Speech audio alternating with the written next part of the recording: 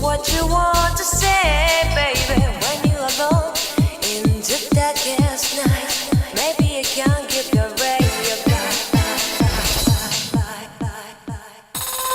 open your heart and show your eyes that you can change your destiny. And grow your love, baby. The future is waiting for you. And show your eyes that you can change your destiny.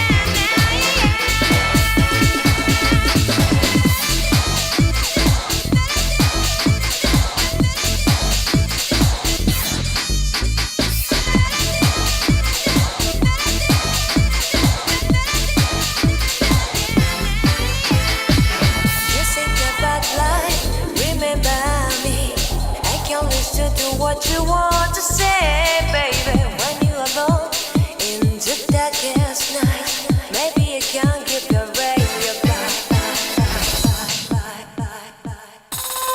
open your heart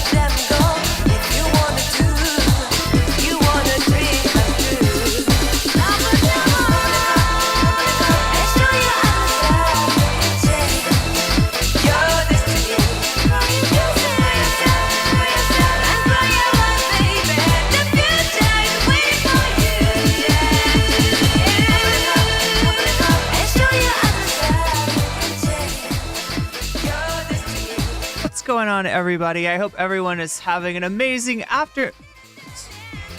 not muted. For once, I'm not muted. What's going on, everybody? I hope everyone is having an amazing afternoon, evening, morning, or whatever it is in your time zone. It is Sunday, January 12th, 2025. This is NCC TV coming at you live from Sumaru City. We are live, or at least that's how it appears to me. Could be a brain in a jar somewhere. Don't know, don't care.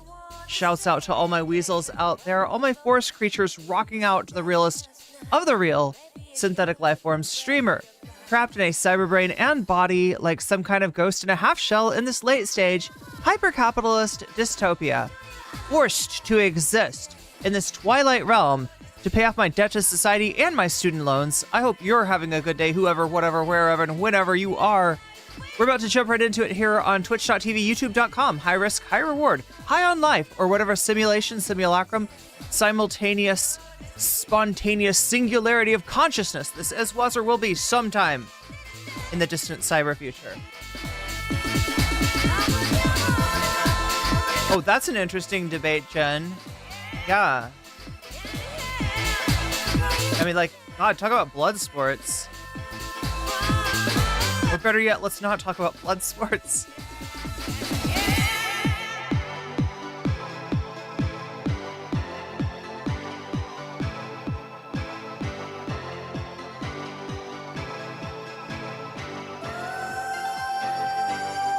Oh, you know what we should talk about, though? I finally downloaded Final Fantasy VII.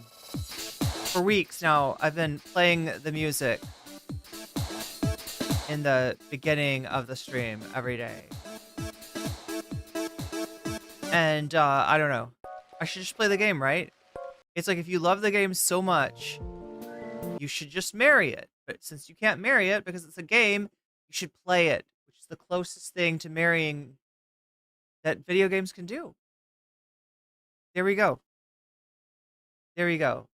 Married to a video game. That's the problem with video games. It does feel like a marriage. They're a little bit demanding of your time. Ever notice that? I shouldn't be complaining about this. I mean, like, look, literally the kind of video games that I like are the video games that are the most notorious for this sort of time suckage. Suckage should be a word. Can we make suckage a thing? Isn't that what Sylvester the cat was always talking about? Suckage? Or was it suffering? Succotash? Succotash? Oh my god, chat. What is succotash? Can somebody explain succotash to me? It can't be a real thing, can it? Yeah, it's high upkeep. It is. It is like a very demanding partner in certain ways, especially like RPGs, which I don't know. If you like RPGs, do you really like video games, or do you just like stories? Maybe both? Suckage is totally a word? Wait, I didn't come up with it all by myself? Succotash. Yeah, what is succotash? And how does it suffer? Isn't it food or something? Isn't succotash like some kind of cabbage stew? As in suffering. Hot Ham Radio, I am suffering. Okay, so last time I streamed, and it's been a little while, okay? I've been working on a video and I've got it out, and a lot of you have seen it so far, so yay, that video's doing pretty well in the algorithm. We'll hope for that to continue. But yeah, right after I got off stream, I was really hungry, so I went to the kitchen, I made myself some food, and as I was coming back to my room, I tripped over, like, my roommate just like leaves shoes everywhere, and there was, I don't remember if it was a high heel or a boot or something. It was something that was very extra trepidatious, you know what I mean? Because you could trip over shoes and it's not a big deal, and you're just like, whoa, hey. But no, this was falling, this was eating shit, because I'm carrying food, right? I'm carrying a plate of food, so I can't put my hand down to catch my fall, and I just fucking eat shit. And I hurt, I don't know, my arm, my chest, my arm and my chest. I hope I didn't break a rib, because I've done that before and it feels kind of like this, but at the same time it felt a lot worse, and I was a lot less, the worst thing about breaking a rib is trying to sleep. That it's like what are you supposed to do? That was the most thing. But yeah, thanks for asking if I was suffering, and now I just like told you way too much information. But yeah, no, I was pretty pissed. Like, especially like getting injured over something so silly. It had an extra difficult terrain factor, pretty much, pretty much. So yeah, that's what that and working on the videos why I have been gone a little longer than I normally stay gone. So apologies for that, but I'm feeling way better today. Did I take a? I did. I know. Yeah, I took a ibuprofen. That's why I'm feeling better, probably. According to Wikipedia, succotash is a North American vegetable dish. Oh, wait a minute. I might actually eat that. That could be good. It's got corn and lima beans. That sounds.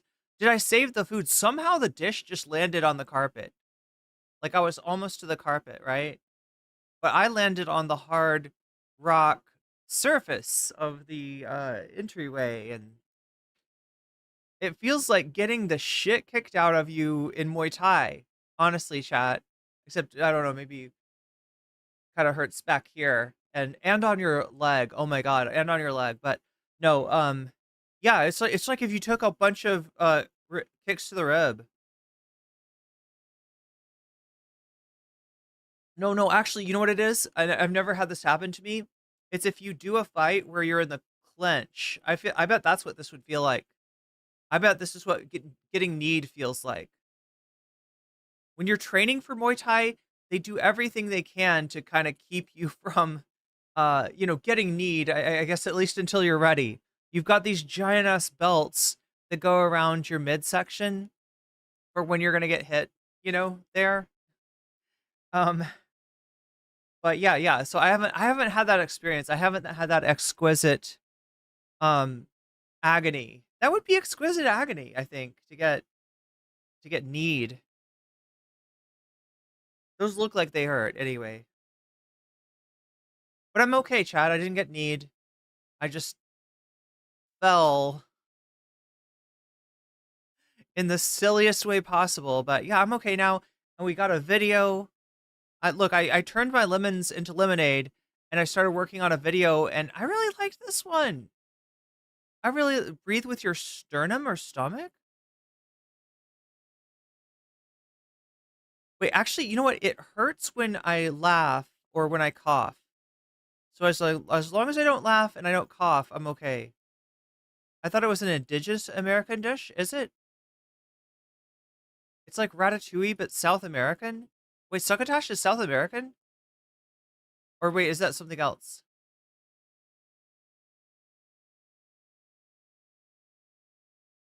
Oh, thank you, Lady Badash. I will try. I will try. I feel like I didn't really hurt myself as bad as yeah, I've broken a rib before, right? So it doesn't feel like that on the positive side. But yeah, we've got stuff to talk about that's kind of a follow up on the video that I put out today. It turns out that Ethan's intimidation tactics, they might have backfired. They seem to have backfired because I see two videos fresh in my inbox of people talking about Ethan's attempts to silence. Wait a minute. How many fucking videos are there? Holy shit. Oh, and LonerBox has replied to one of these videos. Yeah, looks like we got a LonerBox. Chat, who ordered the LonerBox versus Adam McIntyre drama? Do we need that to happen? I wish that. I wish I could save Adam McIntyre from ever having to deal with LonerBox. It's not fun. He's not a nice guy, okay?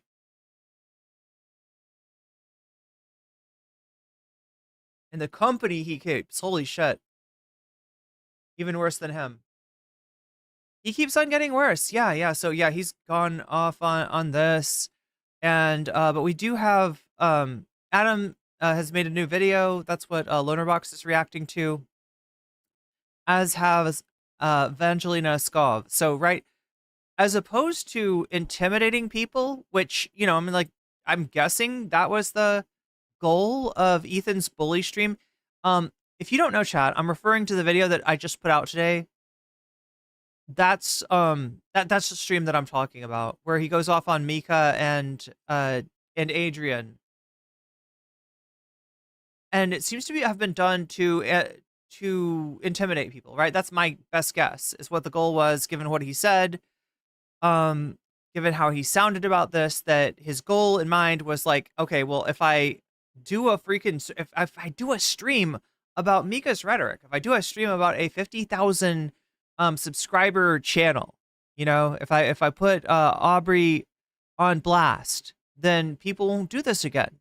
He's like, there's too much of a market for Ethan Klein videos, and I gotta do something about it, right? So he thought that this stream would have the function of intimidating people, but as I predicted in my reaction to Ethan's stream, it's had the opposite effect. Because people are not scared of you, Ethan. They might have been in the past, yeah? Not anymore. Not anymore, Ethan. You are... So anyway, I mean, like, I don't know. Maybe we should be more scared of Ethan. Who knows what he's capable of? LonerBox is insufferable and undeservedly smug, a racist shithead, Divorcepedia copycat. Wow. Tell us how you really feel, Crotchy. No, just kidding.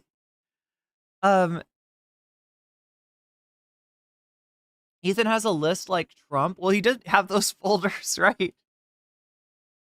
He did have those folders. No, I kind of cut him slack on the folders thing, because it's kind of like, yeah, like he does YouTube and he's doing a hit piece. That's likely what those folders are about.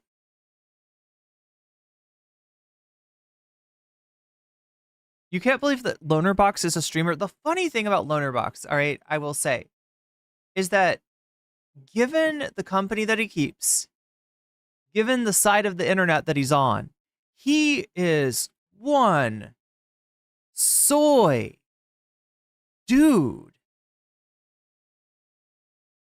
Like, I don't even think that being soy is a bad thing. I don't have a prejudice. I don't have a I don't use soy as a pejorative, right? But considering, you know, the sort of crowd of Destiny orbiters, and it's just weird. It's just weird. You would think that he would make himself cringe. Maybe, chat, that's why he has somebody else to edit his videos, right? If he had to edit his own videos, he would cringe so hard he would disappear into himself. He would curl up inside of himself, and there would be no more LonerBox, and the world would be so much worse for that. Yeah. I would cry. I would, you know. Ethan using Kendrick's line. Are you talking about Pop Out? Yeah, I think I know what you're talking about. Jane, Luke, here, let me get chat on screen. I've taken way too long to do this. Oh wow, I gotta do... There's all these buttons, chat. Like, as soon as I start streaming, it's all buttons. I gotta press the buttons. This button. This button.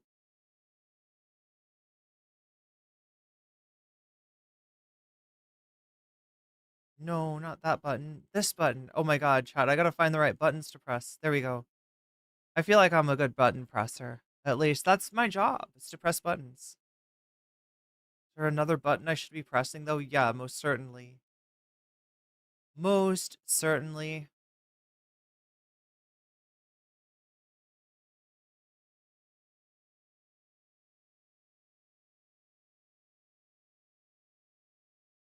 But yeah, LonerBox is still out there sweeping for Ethan.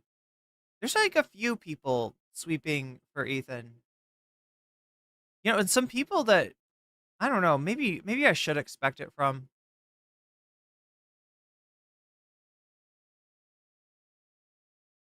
Detrius has requested cat ears be applied.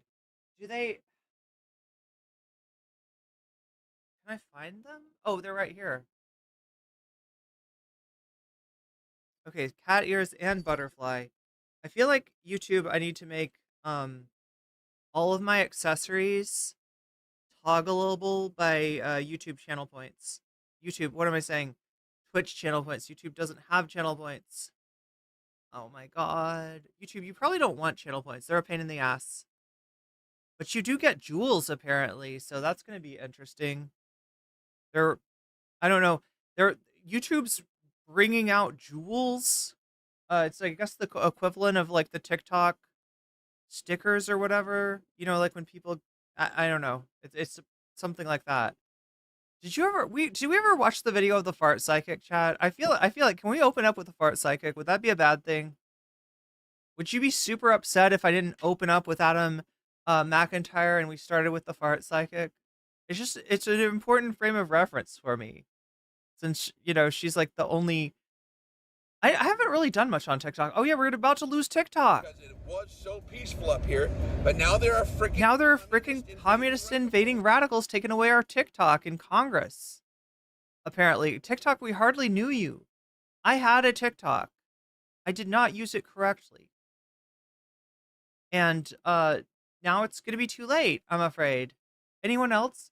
You need a fart psychic? Wait, okay, so Hot Ham Radio, can you describe to me, what do you think a fart psychic would be? Or anyone in chat, really. But, like, what does that mean? What is a fart psychic? What does that mean if I just say it's a fart psychic? What does that mean to you?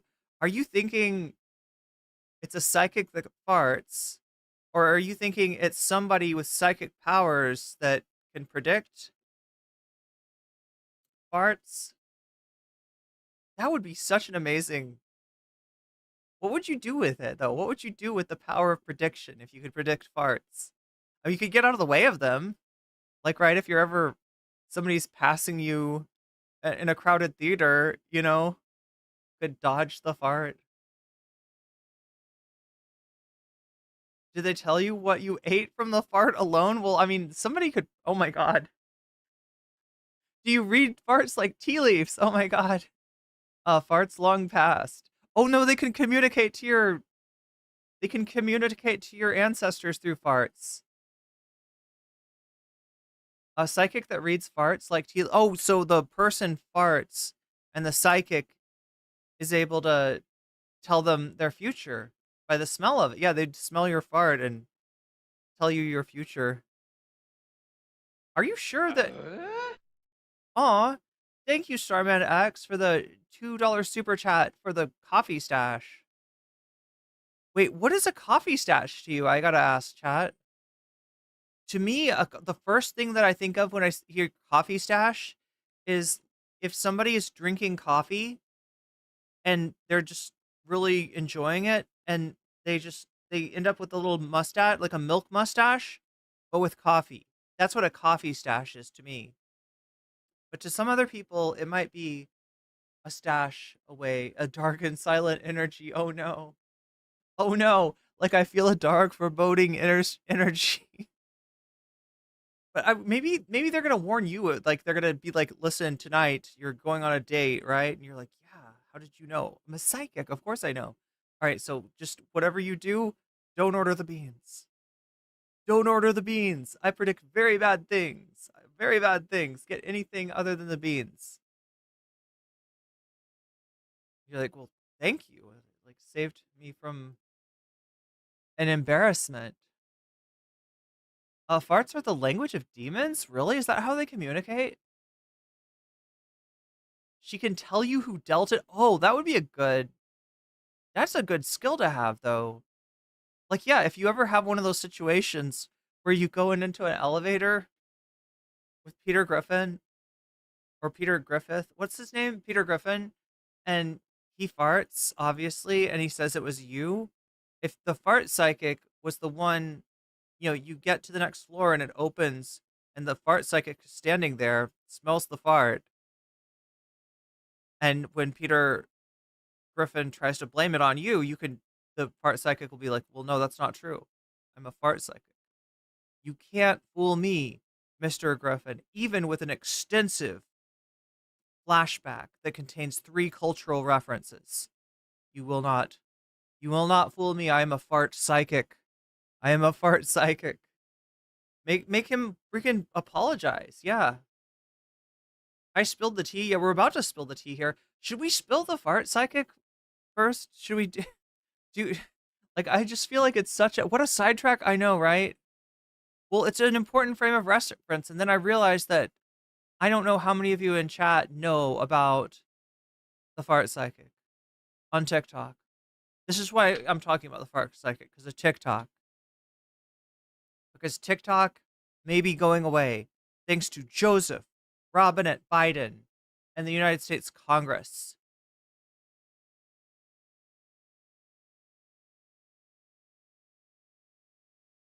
There used to be a show on Spike TV called Mansers. One clip said, can I do CPR breaths by farting on their face? What? The skit? And the answer was possibly yes. And that's when I said, fuck this dumb shit. I mean, yeah, it seems like a bad idea. But why would they do that? Would it be like as a practical joke? See, the thing is, somebody needing CPR is probably not the time for a practical joke. I know there's a lot of practical jokers out there and some oh my god, chat. Was there something with that show? They had a scandal. Can somebody remind me what was the scandal that destroyed impractical jokers? Because my roommates used to watch that shit. Like, for some reason, all of my roommates in school, they loved Impractical Jokers, and it was always on. I was like, "Are you watching Impractical Jokers again?" And they were like, "You know it." I'm like, "Okay." Something happened, didn't it? Wasn't there some kind of See, now I could make fun of them, but I don't live with them anymore. I mean, depending on what the nature of the scandal is, I guess. Some people would pay good money for that. I think you're right, Jana. I think there are some people out there that would. Whoa. My ex was a huge fan and he saw them live. Wasn't there a scandal? Do I not remember that correctly? Oh my god, chat, we got all the derails today. Every single derail. And more.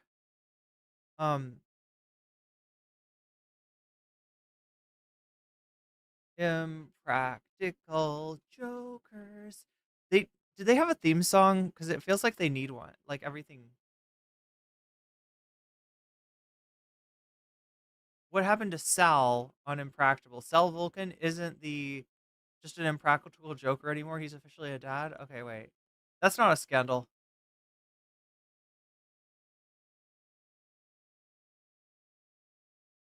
Is it? Wait.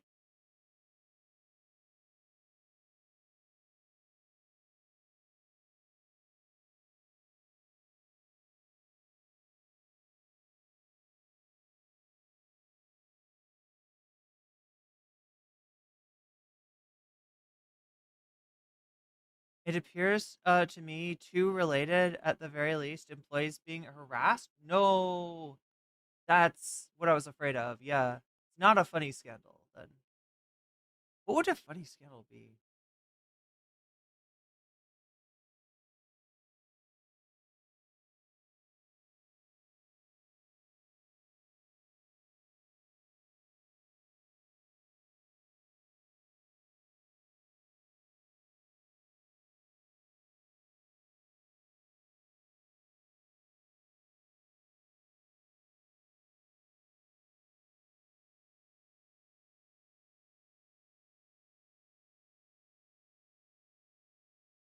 Practical jokers are practical jokes are practical. Of course, Biden is anti-TikTok but pro-genocide.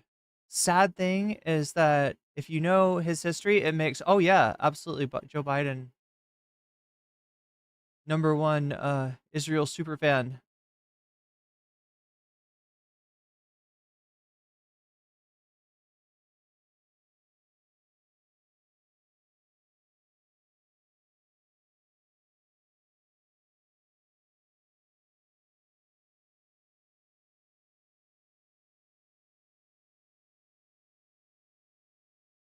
Wait, so Joe Gatto quit.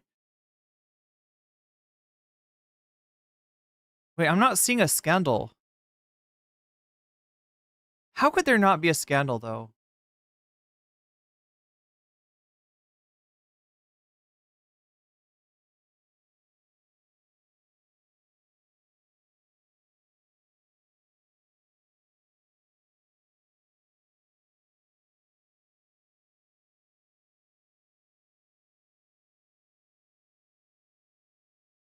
Is there not a scandal? Am I making this up? Am I misremembering this?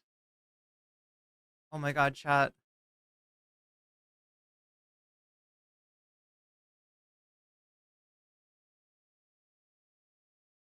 Oh shit. What? Oh no, wait. Oh, there's conspiracies about Joe leaving.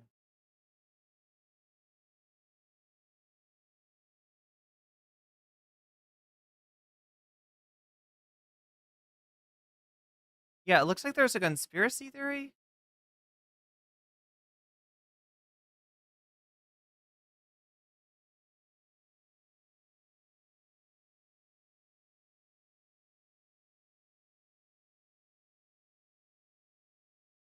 Okay, well, I don't know if this is credible, and like I said, I started the stream kind of late, so I got to get going here.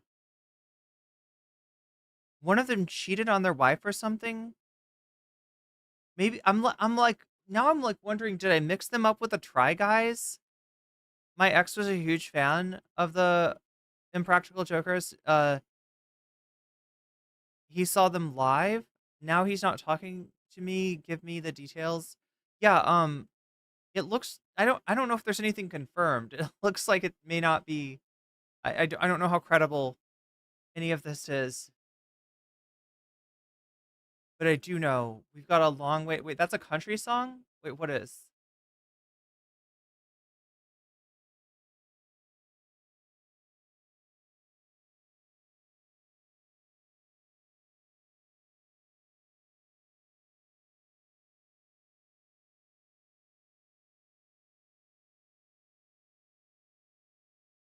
Okay.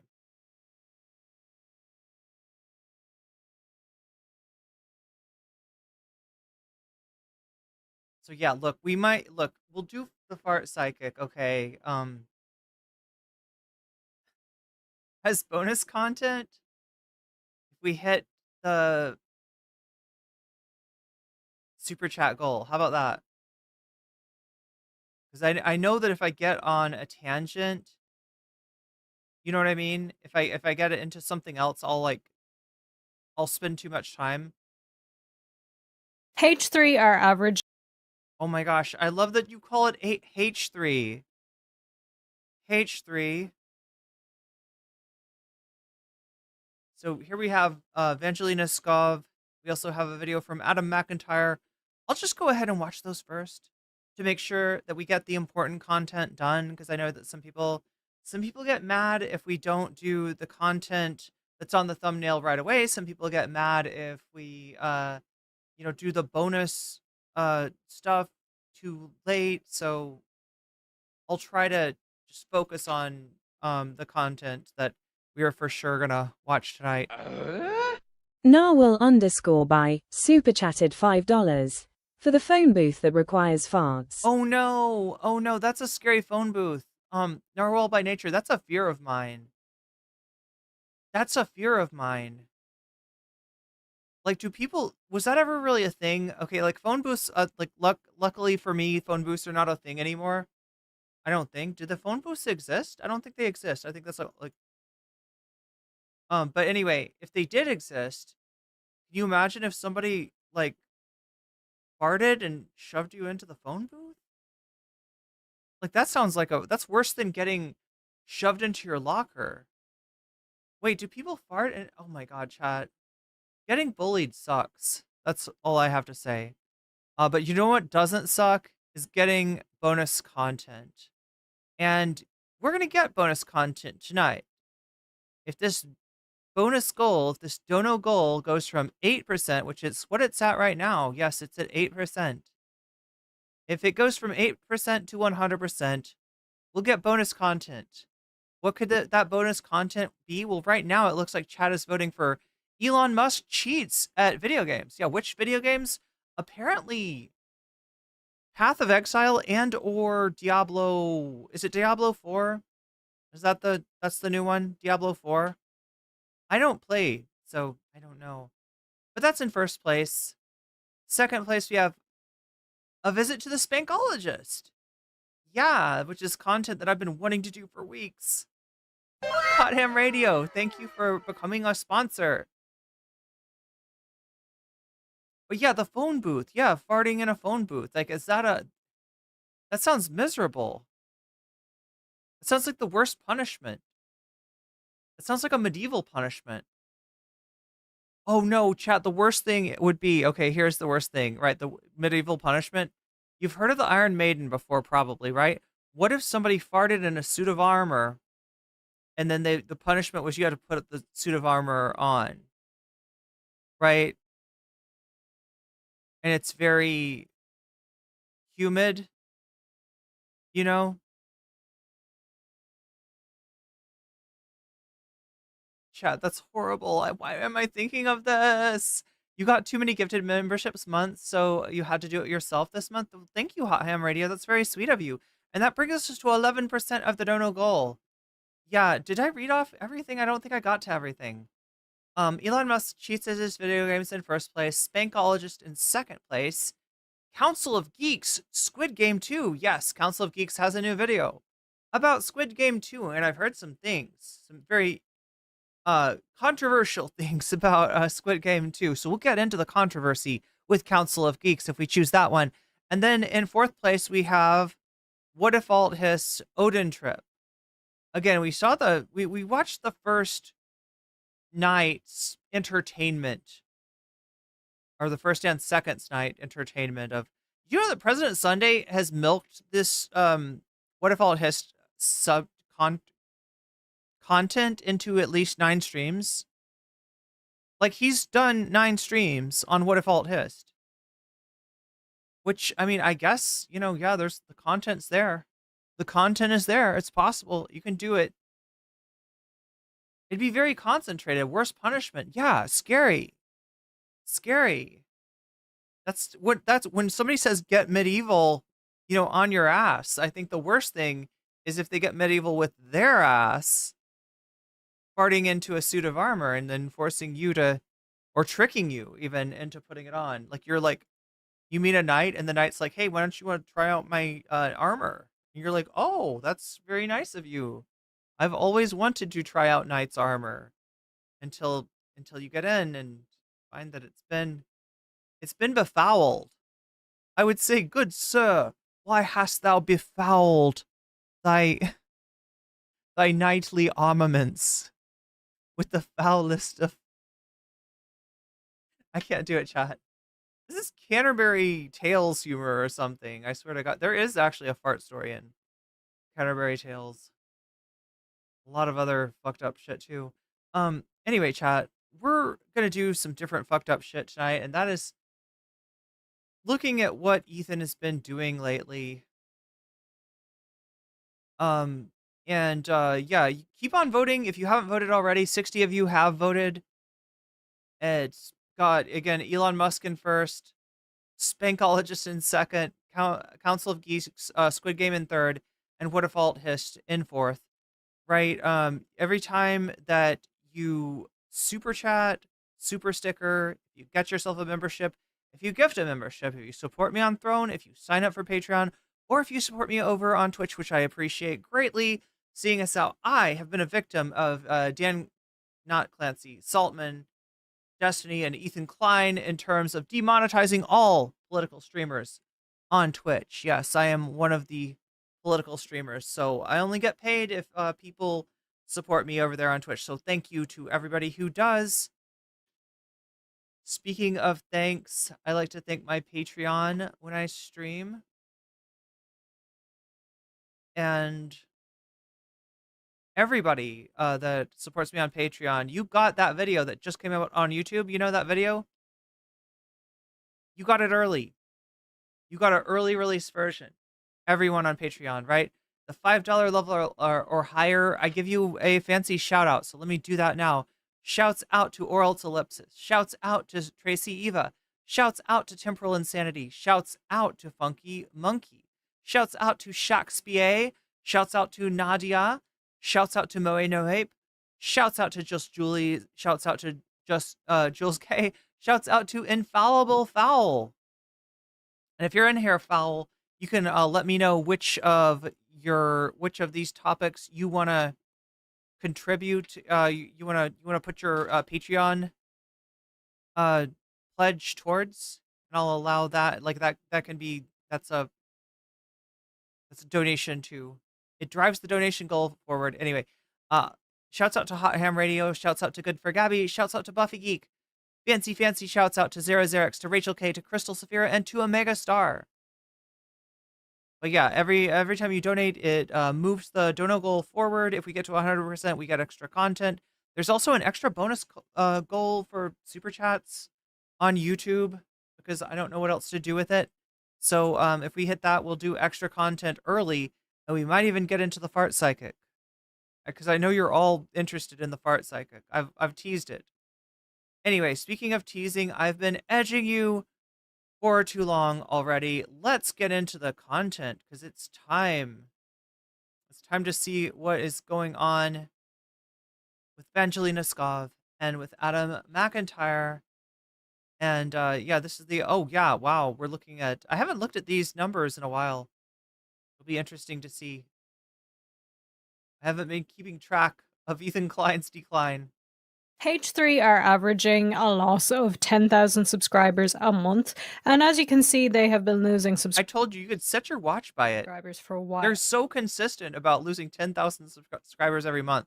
Combine that with the fact that they have said that November was one of their least prosperous months for revenue, you can see that maybe some of their popularity is declining. And is that because a lot more people are starting to disagree with the things that they say on there, the way that they conduct their business, the way that Ethan seems to allow his fans to attack people, his stance on things that are just a little bit questionable?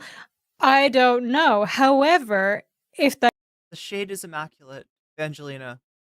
is the case, it looks like they may be trying to fix that a little bit, try and keep things growing rather than declining, and Get it? Declining? Oh, God. silence their critics by copyright striking people who Uh-oh. speak out about them. This is ironic. This is ironic for... So yeah, if you've seen those clips, occasionally we'll get an Ethan Klein clip with a TikTok filter on it. Now somehow this is the Snark subreddit using a TikTok filter to avoid copyright, which is kind of weird to me. Because on YouTube, it's like, it's not just the video, it's sound, it's everything, it's anything. a lot of reasons, but Is Ethan having a subathon? He said he was going to. firstly, what's crack? It's Vangelina Skov, and welcome to another episode of Yes, I Am a...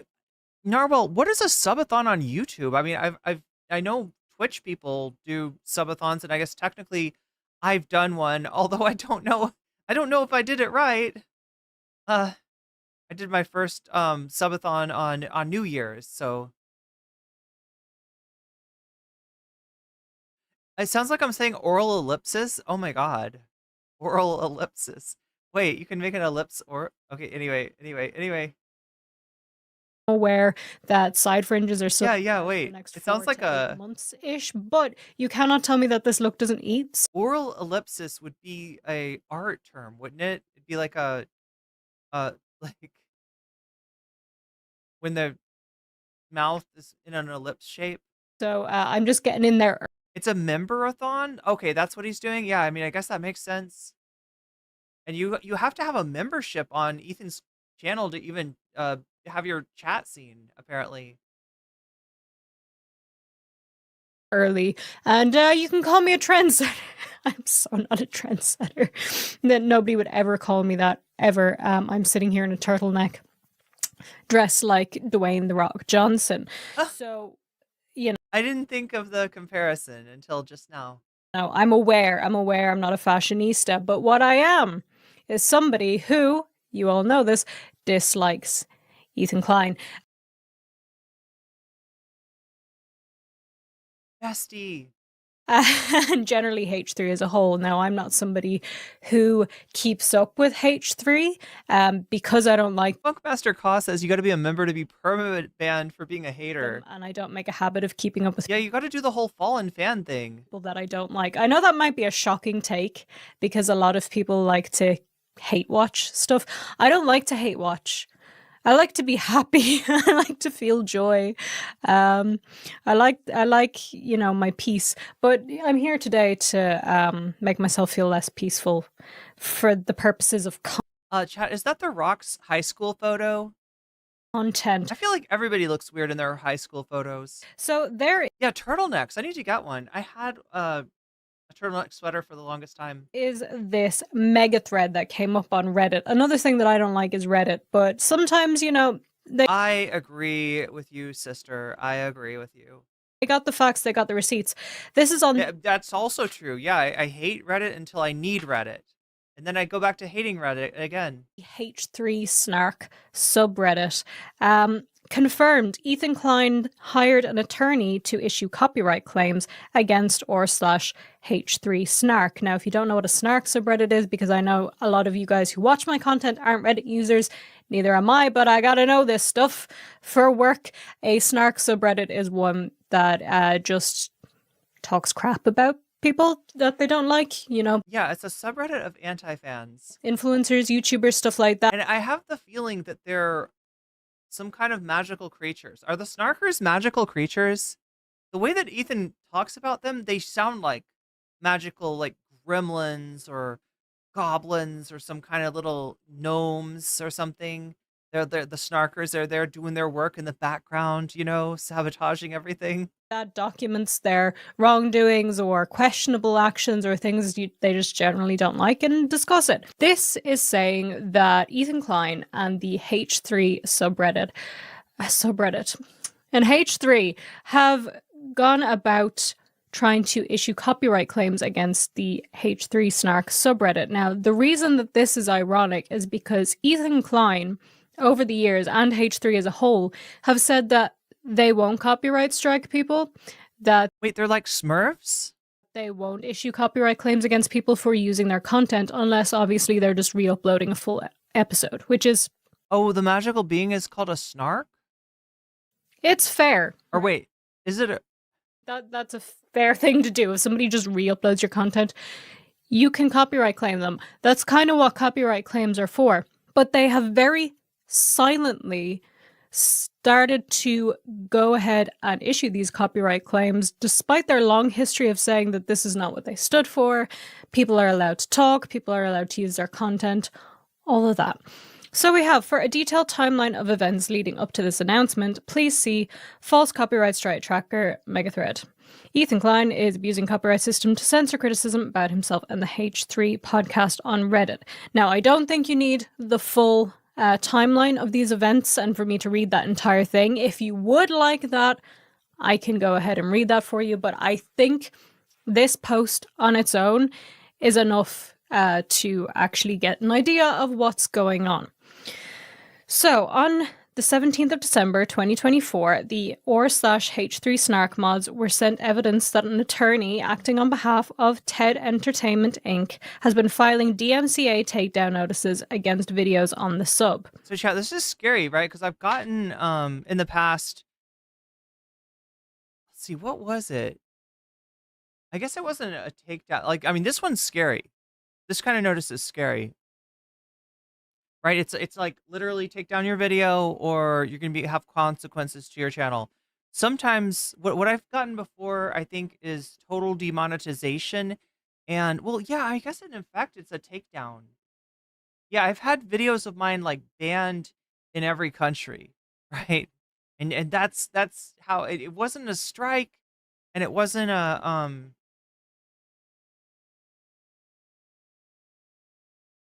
but it did fully demonetize and it basically disappeared my video. So it might as well have been a takedown.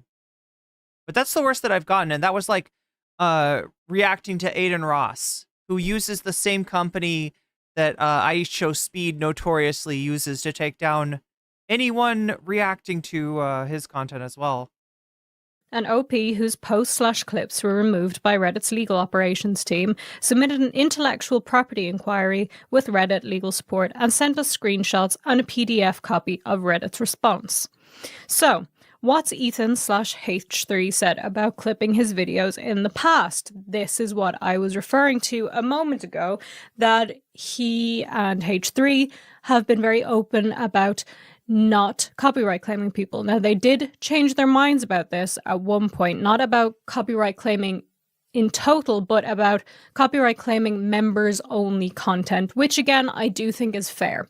I do think if you are offering members only, Patreon only, stuff. So I feel like the Aaron Bushnell incident happened in members only content.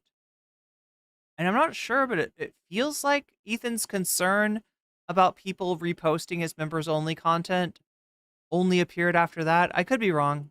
Behind a paywall and people just go ahead and re-upload bits of that, it is, it's pretty okay to copyright claim that, unless it's for the purposes of fair use, right? And fair use is a complicated thing, which I'm not going to get into here. Like, you all know what fair use is, right?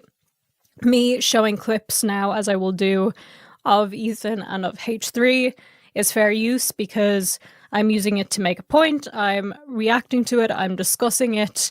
It's transformative. So on January 25th, That's what we say. We say transformative.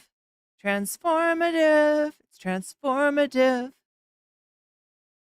Just, that's all we say. That's how we react to videos, chat. I just like say it. I say the word transformative. And then you can't sue me. 2023, Ethan announced on air that he was opening up the H3 IP to the world after being inspired by Hasan Piker and the Hasanbi. Ooh. I'm sorry, industrial. Wait, Jenna, look, I didn't know about this. Wait, what is this? Is this true? They're under the same management company as Mr. Beast, and the affiliation allegedly still close. Guess who didn't? Okay, so he didn't cover the Mr. Beast topics. Seriously, like what was that weird stuff? The Beastables, the moldy beast. Were his the ones the moldy ones, or were his were the ones with too much salt, right? Complex. I know nothing about Hasan Piker. I truly don't care. So let's have a look at that. Oh, first we gotta watch an ad though.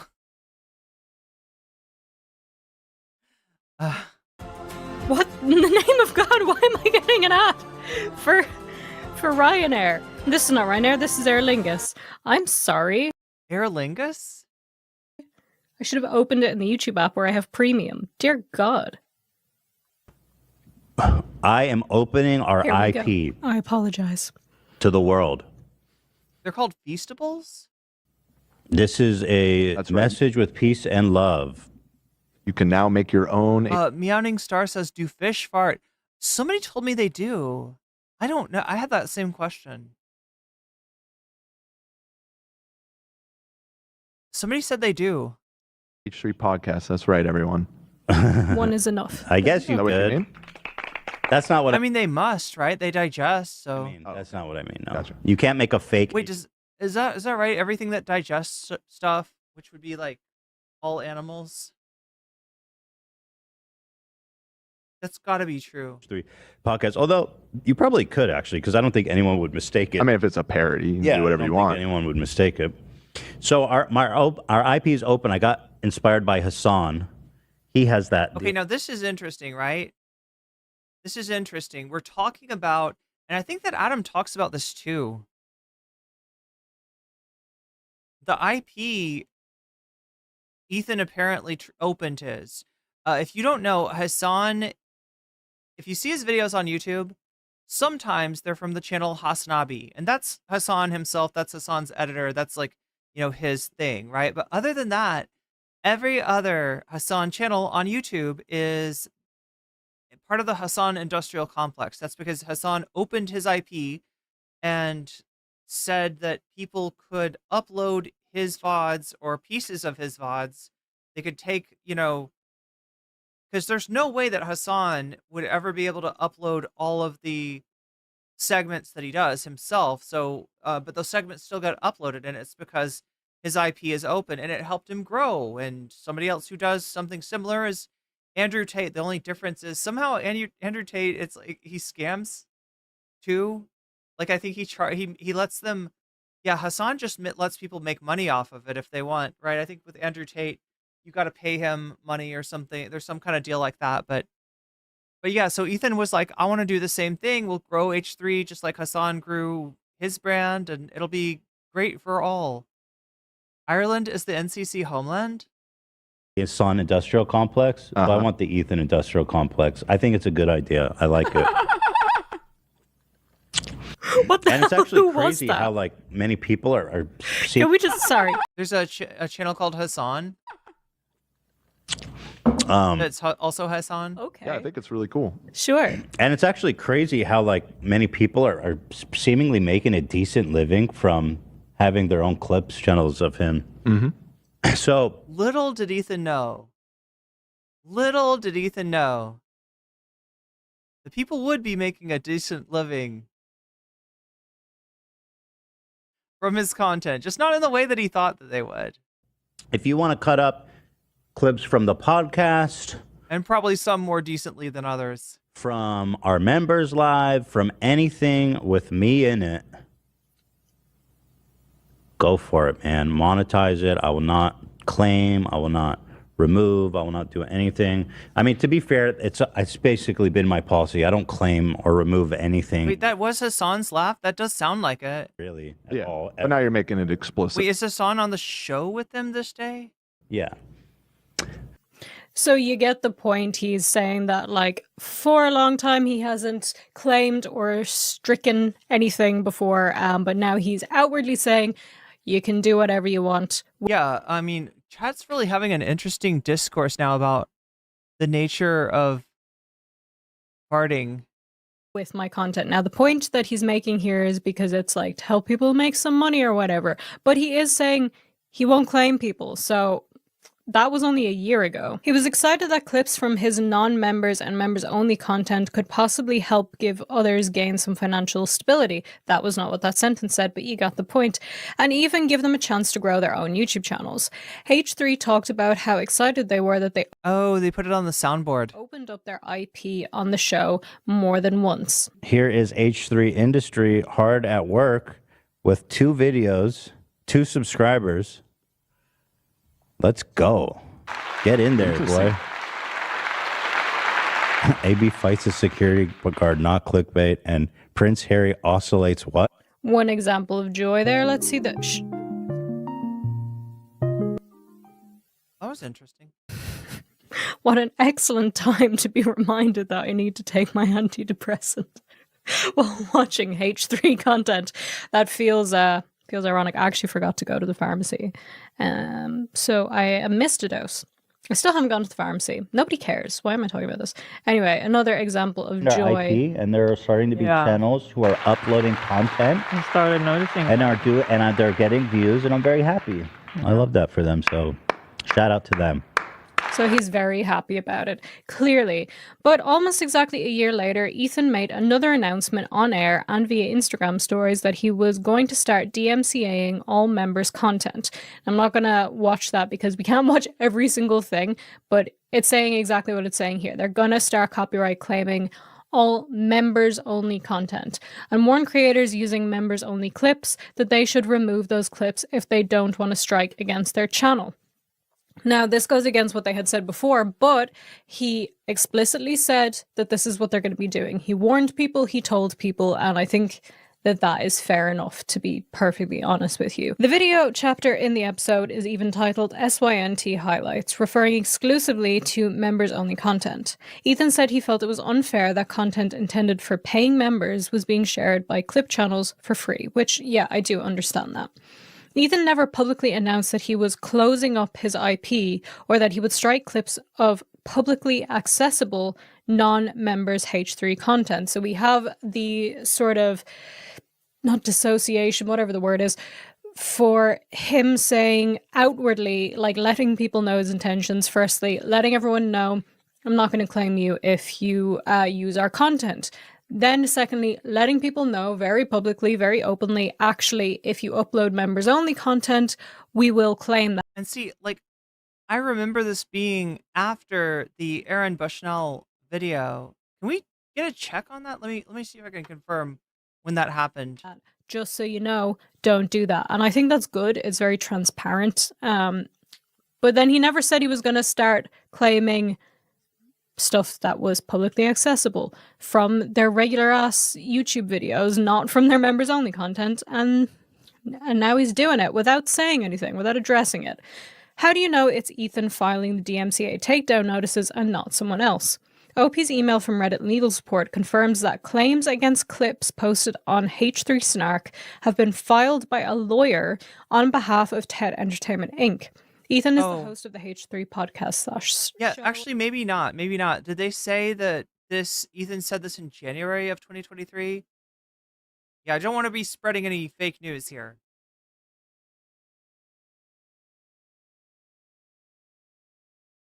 January 25th. Yeah, and the clip where he said what he said about Aaron Bushnell, that happened in February, so maybe not. It seems like no. Stuff that was publicly accessible from their regular. It was close to the same time, but I think that this.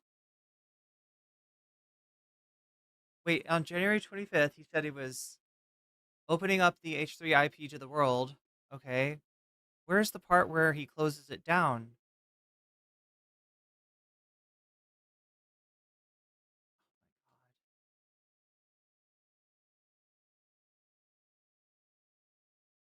Okay.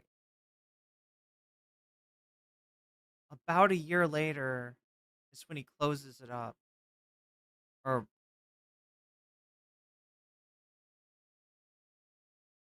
almost exactly a year later. Huh. So it is really close. Close to around the same time. YouTube videos, not from their members only content, and now he's doing it without saying anything, without addressing it. How do you know it's Ethan filing the DMCA takedown notices and not someone else? OP's email from Reddit legal support confirms that claims against clips posted on H3 Snark have been filed by a lawyer.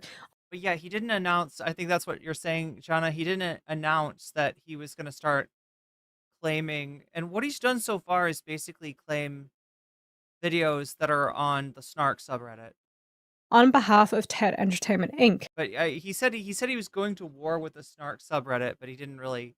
I don't think he stipulated that he'd be doing this. Ethan is the host of the H3 podcast / show and the co-founder and CEO of TED Entertainment Inc. The lawyer acting on behalf of TEI. Oh yeah, you're right, McGoggles. Yeah, Ethan Klein. So the irony of this, for anybody who doesn't know, is that Ethan Klein was part of a landmark case about fair use. He got sued, I believe, and he went to court. Was it the parkour guy? Did the parkour guy sue him? Was that who it was? But regardless, he won his suit. He was able to use. He was able to claim fair use, and it set a precedent in law. So it's he had kind of fashioned himself a champion for free speech prior to this, and a champion for fair use. So this would be super mega ironic. Has previously represented Ethan and Ela Klein in other lawsuits. You can see a redacted copy of the PDF shared with the H3 Snarks mod team here. So let's just take a quick look at that. If things would stop asking me to consent to cookies, dear God. Below you will find a copy of the DMCA take...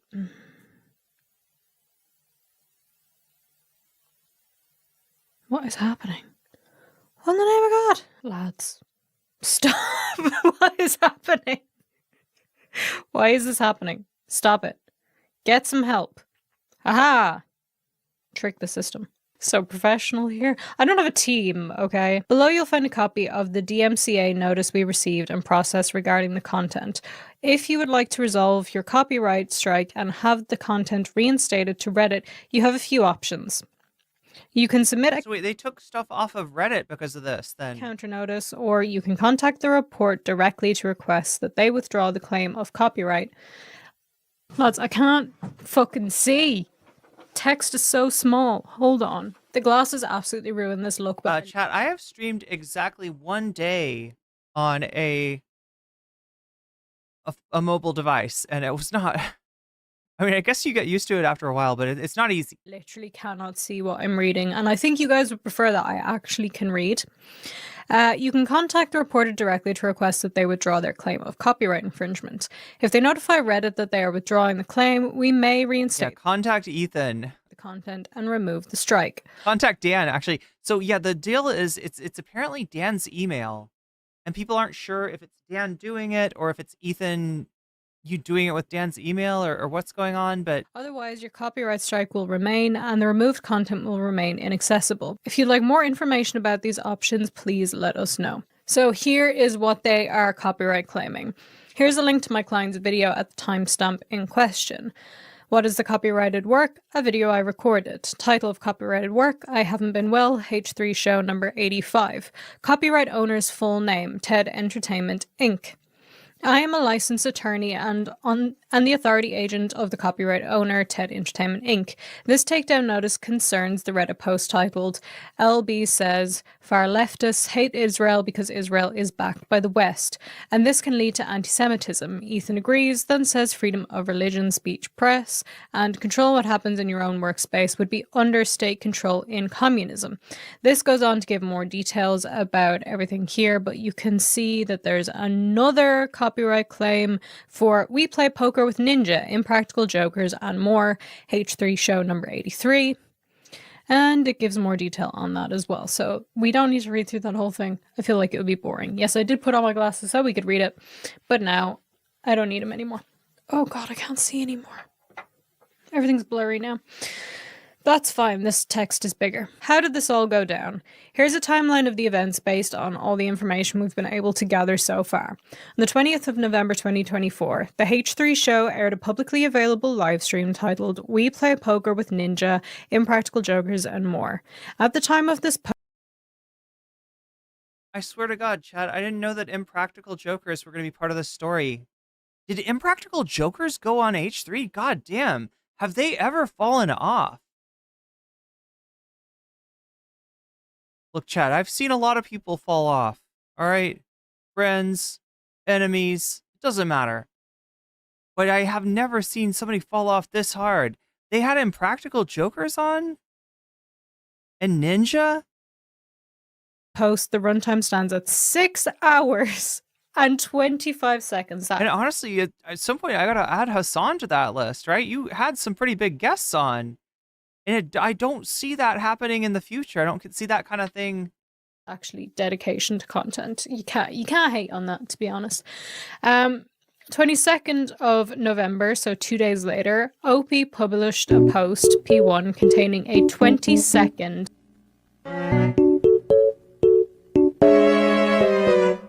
Omega Star, cheers 100 bits to say you look so pretty. Oh, thank you. That's really sweet of you. long clip from H3 show number 83 on the H3 Snark. This clip, sorry. I have no idea who these people are because I skipped the poker. Yeah, the Impractical Jokers are it's a TV show that we were talking about earlier, completely randomly. Accounts for 0.00925% of the total runtime. The H3 crew did Celebrity Poker. This is November 2024. Oh wait, I remember this.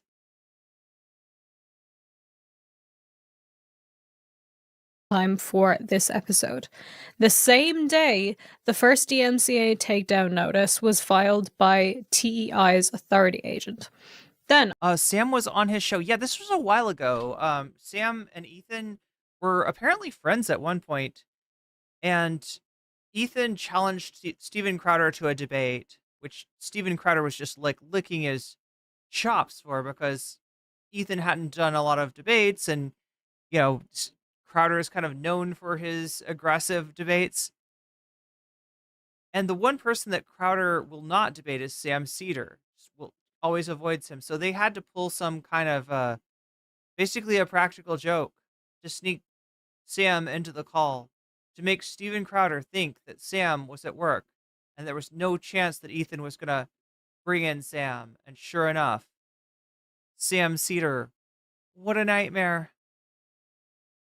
On the 25th of November 2024, which is 3 days later, the H3 show aired a publicly available live stream titled I Haven't Been Well. At the time of this post, the runtime stands at 3 hours and 56 minutes and 35 seconds. That same day, OP published a post containing a 1 minute, 50-second long clip on the H3 Snark. This accounts for 0.7. Yeah, they did a switcheroo. It's like the kind of thing I would do. I mean, that's epic. That's an epic meme right there.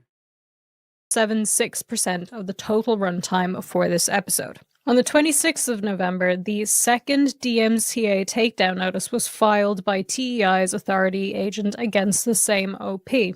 On the 29th of November, OP's first post was removed by Reddit's legal operations team in response to a copyright notice. Wait,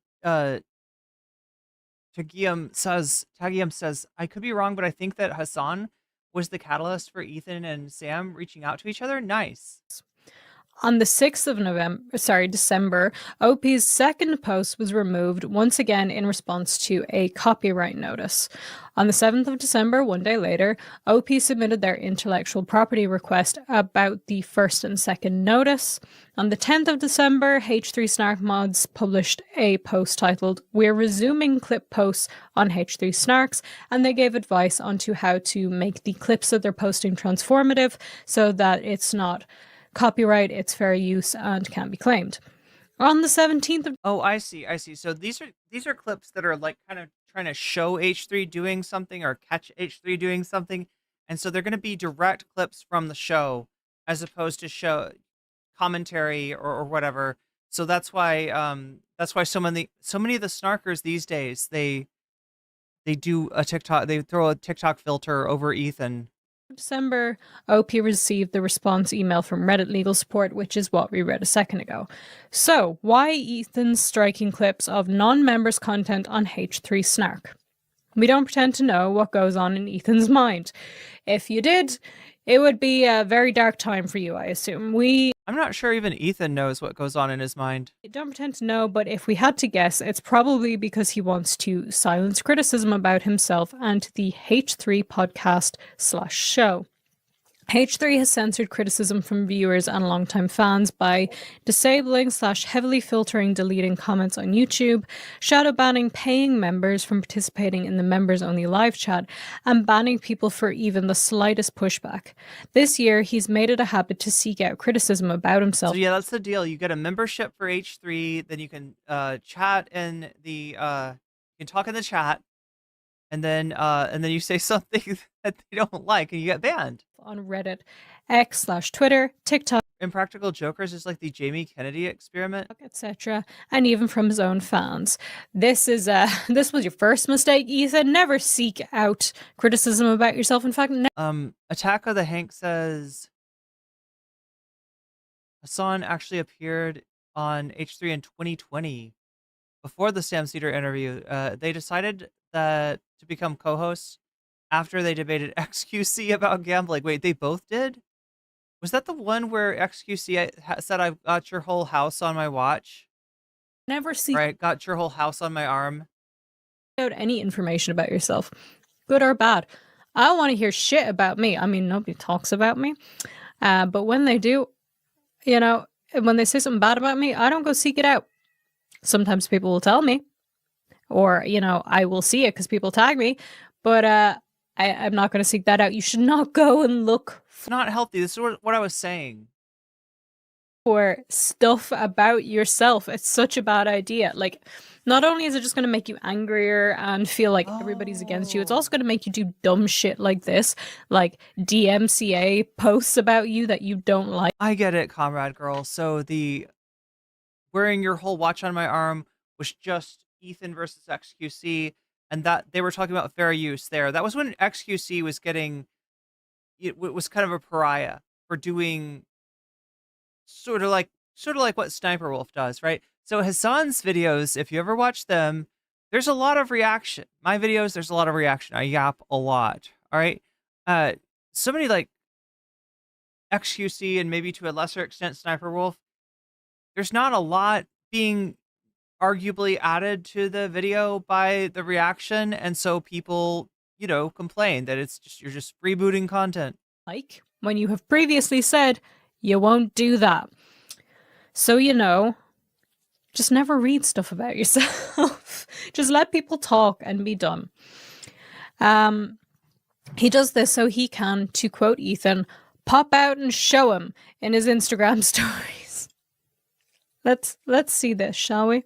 Hi, whoever that is. Yes, I do know what you mean. That was my whole point. How dare you accuse me of being a Jewish supremacist, you scumbag, while sitting across from a vile, hateless, talentless hack like Frogan. I keep hearing Frogan's name. Don't know who that is. So many clowns lying on my name. It's getting about time to pop him out and show him.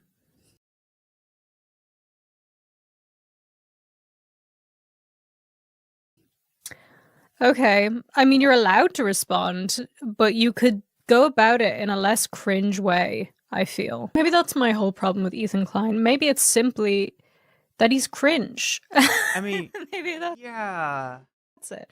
But, aren't we all cringe in our own way, I suppose?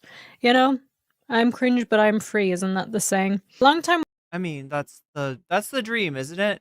That's the dream. Also know that they often go back and remove footage after a live stream that they believe might spark controversy or bring them a lot of criticism or backlash. Are we talking about the button? I realized that in the video that I just put out, I talk about the button, but I don't really explain the button. So I'm like all of a sudden being like, he spent $45,000 so that people wouldn't hear the worst of what he had to say. And I'm just like, to some people, maybe that's, I think a lot of people know about the button, but some people don't. It was a little confusing. That means the footage of I think I edited too much this time. H3's opinions/conduct during a live broadcast sometimes cannot be embedded or linked with a timestamp, making clips of publicly available non-members H3 content the only way to ensure that footage remains publicly accessible and viewable for critical commentary. So basically what this is alluding to, in my opinion, is that H3 and Ethan want to make sure that clips they don't like, that they think can get them backlash, can get them into trouble, can lose them fans, are removed from the internet entirely. They don't want them accessible. They want to be able to delete their content. And Omega Star, thank you for the super chat. Omega Star says, keep Rogan's name out of your mouth, Ethan. Have it not exist anywhere else so that people can't find it and, criticize them. They don't like criticism, which I'm going to get into more. Yeah, so look, you can, it's one thing to be protective of your content, especially when people are uploading the content with no transformation, but it's quite another thing to use this sort of thing as a way to intimidate your critics, to silence your critics, if you will, and this is the problem. Given Ethan's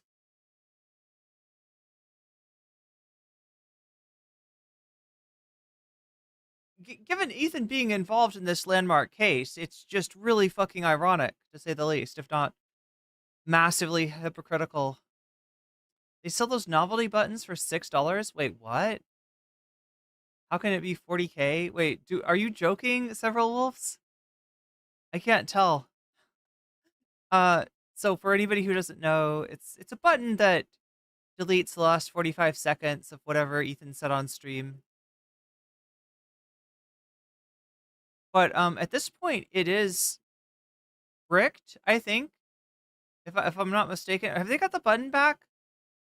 It was bricked for a while. It was not working, right? Whatever they'd spent on it was too much because it was not work. It did not work. It would not, but so they're on a delay, right? They're on a 45-second delay. The button, if he presses it, it dumps the last 45 seconds. So if there's ever a moment where he or the crew is like, ooh, I wish I hadn't said that. I mean, usually it's Ethan saying it, but if somebody says something that could get some trouble, they press the button, they erase the last 45 seconds. But yeah, I think it's actually, somebody told me it was 20,000. Maybe I'm repeating bogus numbers. I don't know. I've heard various amounts. I think I said the button has saved the entire crew many times. they don't like criticism. So it's not just Ethan then, huh? I feel like Ethan doesn't like criticism. He does not like to be wrong. He does not like to be criticized. He claims that he's okay with it, but he's so not okay with it. So Ethan's He was out there telling Mika's Rhetoric, welcome to the internet. Oh, you don't want me to respond to you? Welcome to the internet, sweetie. Right? And it's like, yeah, no, welcome to the internet. Welcome to the internet. People are going to criticize you. threatened to sue Reddit People have opinions. Oh my God. over this subreddit repeatedly. Very free speech of you, I guess. At first he said on air that his lawyer said that suing Reddit would be pointless. But it didn't stop him from wondering whether the literal FBI could somehow help him get this sub shut down. Ethan, I feel like the FBI have better fucking things to be doing than dealing with a Snark subreddit. Like, I promise you, they don't care. They don't care. Hey, listen, maybe the Trump FBI will. If Ethan makes friends with the Young Turks, maybe Jink can put a good word in for you at Mar-a-Lago. Probably you shouldn't care either. I understand why you would care. It's not nice. You know what's funny though is Ethan is apparently vaguely aware of the TYT situation, although he hasn't said anything about it. But yeah, when he mentioned it in passing, I got the idea that he thought that TYT was doing something fucked up. Right? He was not on board. To read mean things about yourself, but grow a backbone, I suppose. And like the FBI, like, dude, they're after, like, who did the FBI arrest? Like, actual criminals? Imagine them investigating a subreddit and having to learn about, like, Trisha Paytas. That would be hilarious. Actually, you know what? Get them involved. I think that would be really funny. Despite saying he's against Snark subs, Ethan threatened. Wait, if you're airing on a delay, it seems like there would be a more efficient way to censor out a chunk of it. Yeah, like just a mute button. Yeah, you'd think. Yeah, why does it cost so much? That's a good question, Several Wolves. I've never understood. Threatened to create a sub dedicated to snarking on Reddit executives if they didn't permaban Snark. And even made up a conspiracy theory that a specific Reddit admin is the reason we're still up and running. That's really funny. Yeah, well, I'm gonna just like make a Snark subreddit about Reddit administrators because you're not like getting rid of this subreddit that's mean to me. You're such a fucking man, baby. Jesus Christ. I said that in my last video about Ethan. People were like, oh, you just don't get it. Like, it's just comedy. Like, he's just being funny. He makes jokes. Okay, well, the jokes aren't landing. So, like, I mean, I'm laughing. You know what? I'm laughing. I take it back. He's hilarious. Ethan Klein is a hilarious man, baby. For over a year, Ethan's complained that he has no recourse with Reddit about getting us permabanned. He repeatedly made false accusations with no proof about this subreddit, its community, and people who associate with us. He admitted on air to creating a snark, presumably to discourage people from joining and participating in Wait. What, can somebody explain to me the snark? This was like a Reddit that Ethan set up to be like to snark the snarkers, I guess. But I get the feeling that it was a little too close to Kiwi Farms in nature. That it wasn't just like, hey, look at this ridiculous post that a snarker made. It was like it was a little too interested, let's just say, in the snarkers' identities or something. Is that what happened? But it got banned, right? Yeah, 4,500 is probably a red herring. Yeah, it does sound way ridiculous. /H3 Snark. That Snark got removed twice, I believe. So Snark. According to Ethan. He's aired on... But yeah, he complained about this. He was like, this is no fair. Reddit, like, they made a snark to snark me, and then I made a snark to snark them, but then my snark got banned because it turned into Kiwi Farms. And it's like, I mean, you're not allowed to Kiwi Farm people on Reddit. That's censored screenshots of posts and comments. That'll get you banned. What, like, there's like, I'm trying to think of the subreddits I know that have gotten banned. Chapo Trap House, right? What is the story with the Chapo subreddit? I feel like I missed out on covering. I feel like this was an interesting story that I should have like known more about and covered and talked about because, well, yeah, apparently this Chapo Trap House subreddit like went feral, and it was one of those subreddits that was like almost like a snark in and of itself. From the sub to his reportedly tens of It's like the Reddit equivalent of a picture of Calvin peeing on something, but then you superimpose another upside down Calvin peeing back in the Ouroboros. Yes, yes, that's what you do. I'm surprised that there's not more of those, like, cause like, okay, like so if you're not familiar, in the United States, um, there's a character in Bill Watterson's Calvin and Hobbes named Calvin. I don't think he pees on anything in the comic, but somebody decided to draw him peeing one day, and people started using it as like, if you don't like this baseball team, then Calvin's peeing on the baseball team. If you don't like Democrats, Calvin's peeing on, a donkey or something like that, right? Whatever you don't like, Calvin is peeing on it. He's got this little like evil look on his face. And so like it's just shorthand on I'm talking about bumper stickers, right? Bumper stickers specifically for trucks in the southern United States will often feature a picture of Calvin. Sometimes Calvin is peeing on Ford, right? There will be a Ford symbol. If you're a Chevy person, then Calvin pees on Ford. If you're a Ford person, Calvin pees on Chevy. thousands of viewers on YouTube. Okay, that one. But the idea that's really funny is like to just if it was a repeating series of Calvins peeing on each other. It's like the No You meme.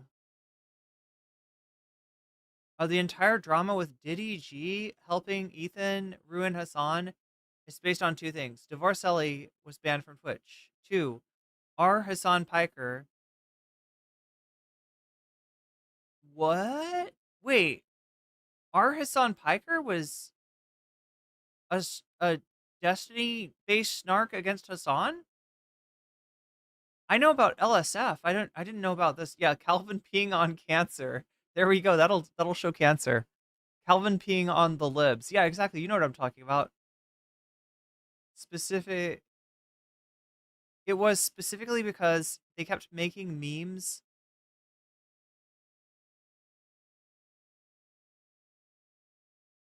Wait. Wait, the Chapo subreddit made memes about killing slave owners? There's one Calvin on his knees praying in front. Oh yeah, I've seen that one too. I made a sticker of Calvin peeing on Calvin praying.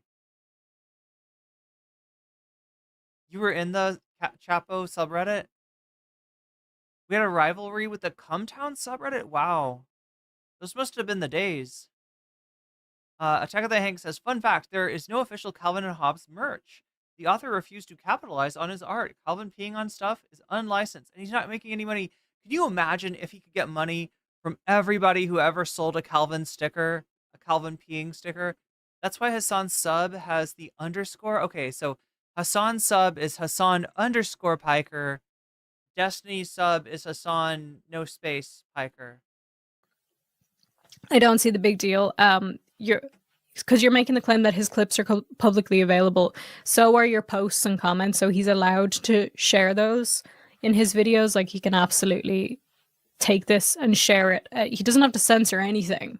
Like if you messaged him privately, maybe it would be good to censor stuff then. But this is publicly available information. He doesn't have to censor it. He can share it whatever way he wants, and he can respond whatever way he wants. But I can also respond to his responses. So here we are on the big fucking. Wait, he doxed Comrade Casey on air?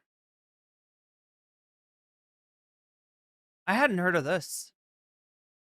Rating him in front of reportedly tens of thousands of viewers for posting on H3 Snark and making a critical commentary. Wait, is this for real? He doxed Comrade Casey? I remember him talking about Comrade Casey. Circle of life, wahey. This has resulted in members of our community being harassed by H3 fans and defenders on Reddit and other social media sites.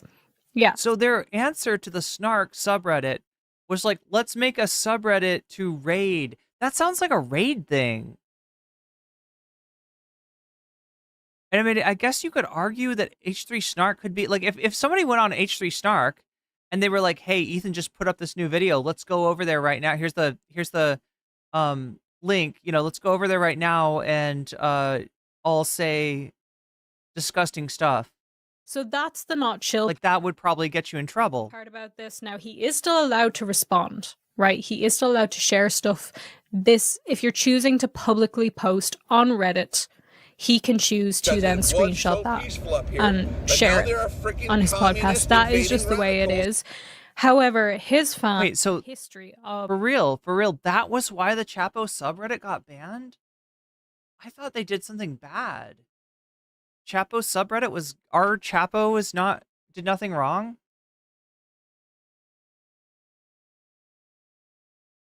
Huh.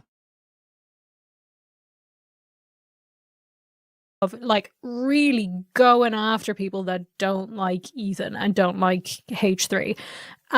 They're like vicious, right? And he never, to my knowledge anyway, never steps in and is like, guys, don't do this. Don't be assholes. Don't like threaten people. You know what's fucked up, right? So this is real. So there is a subsection.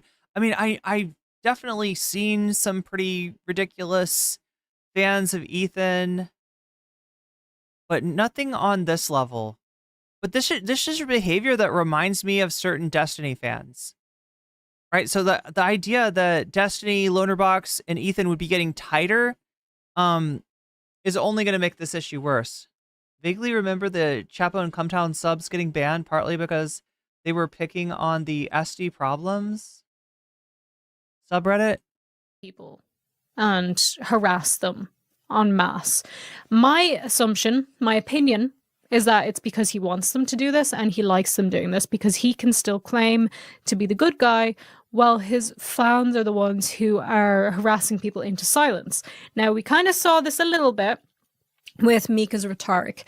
Now, she uploaded a video about Ethan and about H3, a nuanced conversation, blah, blah.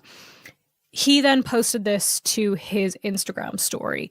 And as a result, Mika got a lot of comments from people who were being really vile to her and also like trying to threaten her future career prospects because she's a licensed teacher and she wants to teach in the future and they're trying to make sure that that doesn't happen. So that is horrific. Did he ever step in and say, guys, can you just take it fucking easy? No, he didn't do that. He never does that. He allows his fans to go and attack people. He's not in charge of them. He can't be responsible for them, but he can be decent enough to actually at least try and say something and try to discourage people. This is starting to remind me of some Dream controversies, like, the Minecraft YouTuber Dream from years ago, which is funny because Dream is in the news again.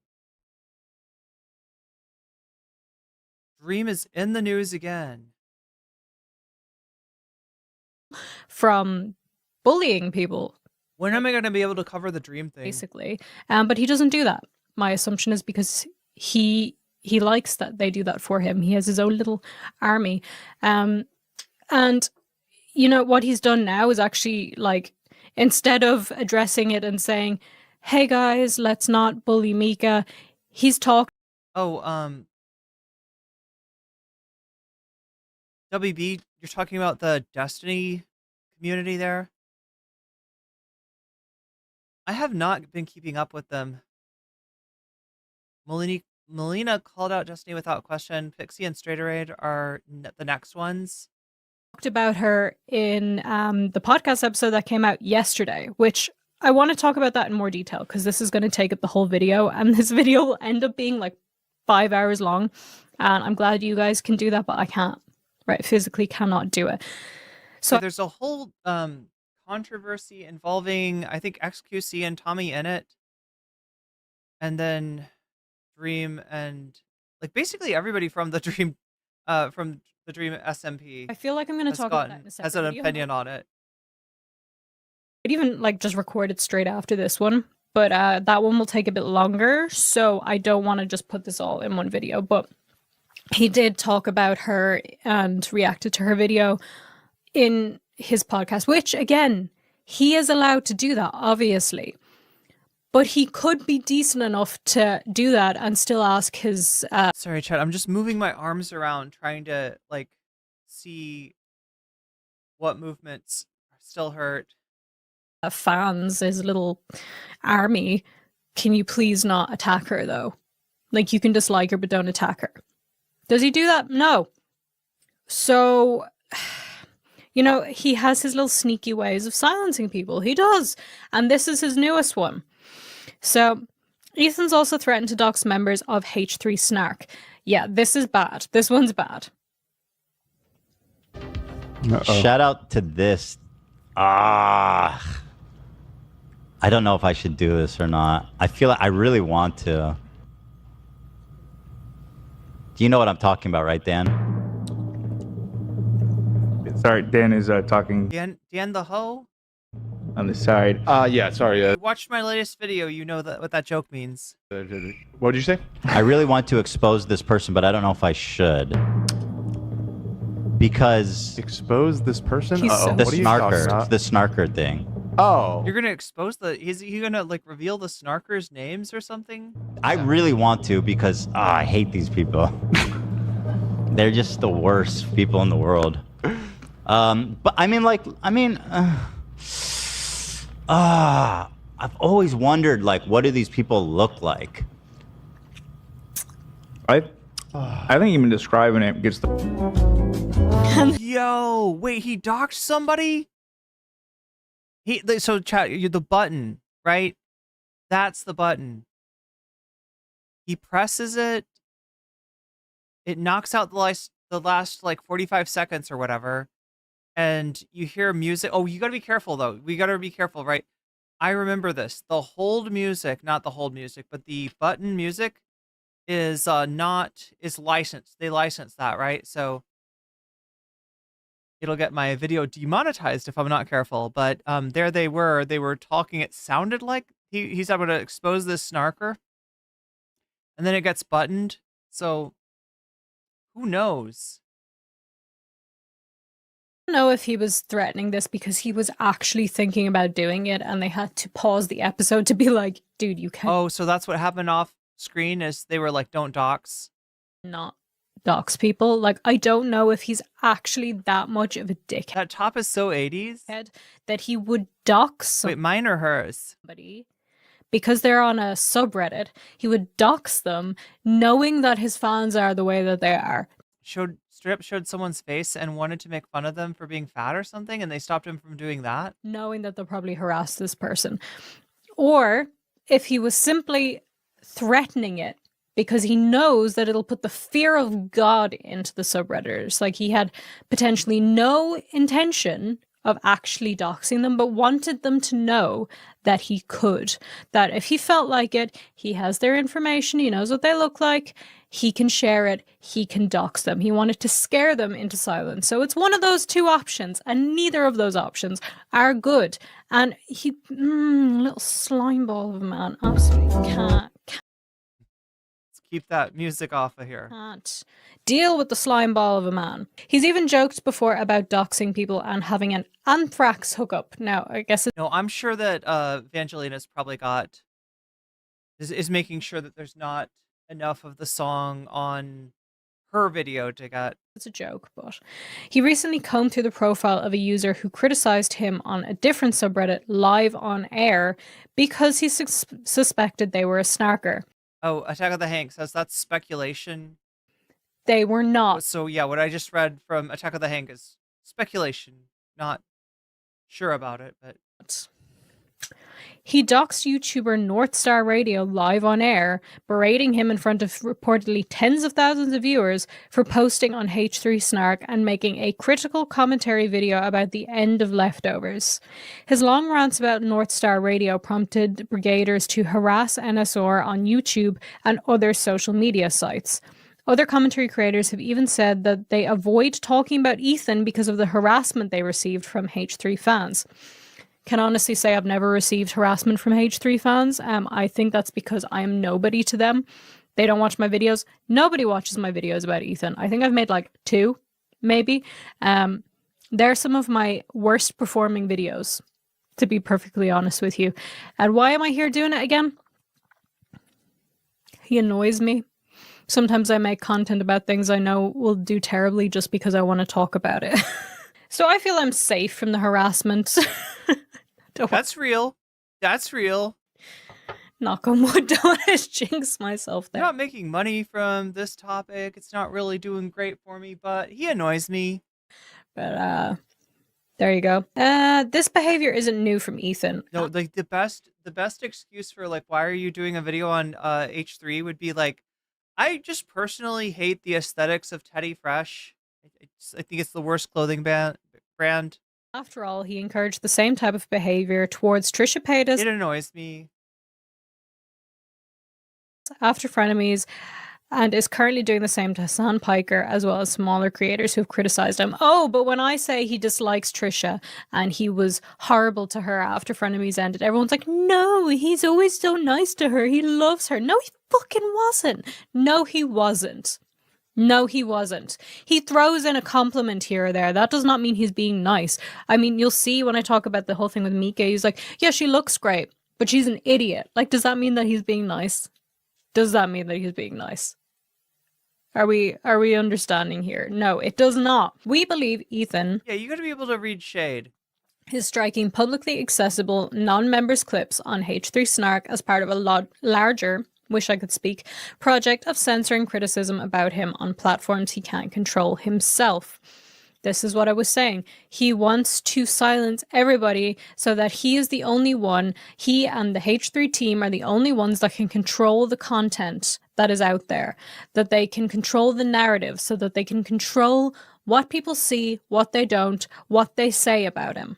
We suspect he's trying to extend the reach of his echo chamber by doing whatever he can to stop people from discussing his beliefs, statements, and conduct as a public figure online, as well as sharing evidence of it in spaces beyond his control.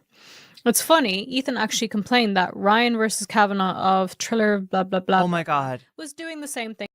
Attack of the Hank. When you said KOTH, I immediately thought there was a Star Wars franchise that I wasn't aware of. I was like, Knights of the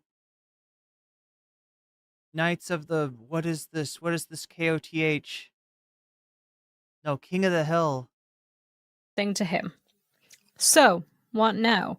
Well, Ethan Klein has never publicly said that he is closing the H3 IP when it comes to clips from non-members content. This is what I was saying. He was really transparent. Knights of the Arlen propane and propane supply store.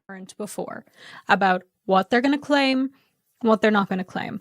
When they changed it to say that they were going to claim members-only clips, they made a statement. They publicly said it. They let people know that that was what was going to be happening. Now, nothing. And that transparency was a good thing, but now there's none of it. We know he hasn't done this because there are still multiple H3 clip channels operating on YouTube, and H3 clips are still shared on other sites like Instagram, TikTok, and even other subreddits seemingly without issue. Moving forward, we strongly advise that all clip posts to H3 Snark provide criticism/commentary in the title, include criticism/commentary in an accompanying comment, promote discourse, and add transformative elements to the video posted. We're not lawyers, but we're happy to answer Snarkers' questions and work for the community as a whole to find ways. I love that the Snark community is so, like, it's Snarkers helping Snarkers chat. That's beautiful. Just as we continue to grow. And it brings a tear to my eye. Snarkers, I really think you are like a magical, you are a little magical people, right? You're out there helping each other. I feel like the Snarks they pick snark berries. They're out there picking snark berries in their snark forests. And, you know, when Ethan comes to try to claim, you know, IP, then they help each other out. They like they share TikTok filters. Then we have a TLDR, but we read the whole thing, so we don't need the TLDR at this point in time. As I said, this is just like typical It's Dale Gribble's alter identity? Ethan Klein H3 behavior that like, oh, I've decided I don't like the criticism. Did they ever do a Star Wars King of the Hill? I kind of got, I mean, I'm not into it, right? But I found, I like watched Star Wars stuff like after it was out and it was like, oh, okay, this is. Let's do something about it. It's the same thing. Because Star Wars was always this thing that I was like, I know it's a thing. I know they're in space. I don't really know that much about it. With what he does with allowing his fans to attack people. And he can Wait, what is DGG Snark? Is that a Snark, an anti-Destiny? Snark loves you? claim innocence all he wants. He can say, I'm not the one doing it, they're doing it, but you never tell them not to. You never tell them not to. And I do want to talk about the Mika thing. I'm going to go into that more in another video because I've already been recording for like 5 billion years. Yeah, they drink the Snarkberry juice. My mouth is getting dry and I need coffee and I'm hungry. And as established, I don't know, coffee and dry mouth, maybe not the best combination, but good luck with that. Vangelina, wait, are you going to come back? There's like 5 minutes left of this video. I need to go to the pharmacy. So It's a very live stream feeling video. just A major Dislike the way he star go- super chatted $9.99. The snark berries taste like snark berries. Oh my god, I forgot about that. Yeah, they do. The snarkberries taste like snarkberries. Look, I'm gonna like your super chat on my phone. I don't know if that's special, but it feels special. And thank you for the super chat. goes about things. I really do. I think he is so sneaky with this stuff. Like he tries to I always thought Star Wars was overrated and not very good. Well, yeah, I mean, like that goes without saying, doesn't it? It's just it's so ubiquitous that I like feel like I have to fill in the blanks of what I understand and don't understand. keep this air of innocence about him at all times while doing shady things. And he doesn't like to be criticized. He can claim he's okay with it, but he does not like to be criticized. Obviously, if you're being harassed, that's one thing, but this is criticism. And we know in this space, people are going to be criticized. In your own comments, you probably have people criticizing you. And you know what? So Tough. I get people criticizing me every day, chat. be it. If you're so scared of criticism, don't say anything. Just simply do not speak. It was like you saying to Mika, and spoilers for the next videos. I feel like I could have had a snark at one time, but it would have been a very small and very exclusive subreddit. Instead, I believe it was a Discord channel Like somewhere. saying to Mika, if you have an intense anxiety disorder, get off the internet. Okay, if you can't handle criticism, get off the internet. Like that is the way that it is. These clips, to my knowledge, you've said you're okay with it, right? And now all of a sudden you're not, but only when it's criticizing you. And you're not going to be transparent about it in any way. It's ridiculous. So, you know what? To the H3 snarkers, right? I'm not going to say to any snarkers, actually, just these ones. For your cause, if you need to, if you need to edit your clips to be fair This is good snark vice. use, right?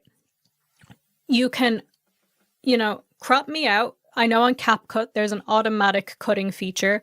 It's not great considering my hair is black and everything behind me is black, but it works. It does the job, right? You can cut me out and you can put me on top of the clip. You ready? Here, I'm going to give you like a few seconds. You can loop it. Right. Uh-huh.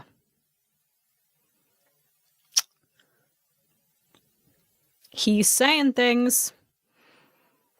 Oh, this is a public service. So yeah, if you want to have Here's a few Vangelina seconds of silence as well. that take you can your use. Ready? H3 I won't- clip I won't and make it make noise over this one. transformative,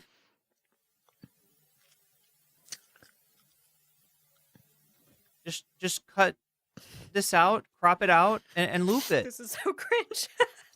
There you go. You can use that. You have my permission to. If Snarkberries are like Cap'n Crunch peanut butter, they're gonna be hard on the roof of your mouth.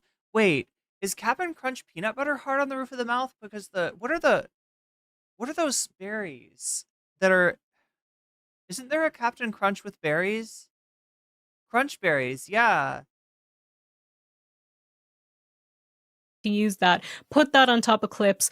Obviously, don't take the piss with what you're doing. Make sure it's actually fair use. But you can Ooh, berry kicks. That sounds yummy, Narwhal. use that as much And less mouth, although kicks do cut your mouth a little bit. as you want to. Ethan, you're not going to watch this. You don't know who I am. You're never going to see this video.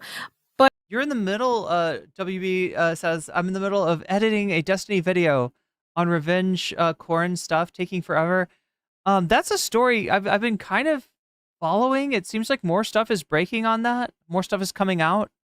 And they're like, I think you were saying earlier, more and more Destiny orbiters are not okay with some of the shit that Destiny's done. I think Chud actually took a stand. He was talking to Nick and Tom and basically called them out for sweeping. But if you want to say controversial shit on the internet, then get used to people not like. Yeah, look, Chud has such negative karma and negative aura that sometimes he has to do a good deed to balance it all out, to make the universe stable. It. That is just the way it is. And stop enjoying your little cronies so much. Jesus Christ. Anyway, TLDR. I don't like Ethan Klein. I never will. Oh my god. Maybe he'll change my mind one. Oh my god. People can surprise us, but usually they don't. Usually they just disappoint us. So anyway, let me know in the comments what you think about all of this. If you don't want to leave me a comment about that, then let me know in the comments. Favorite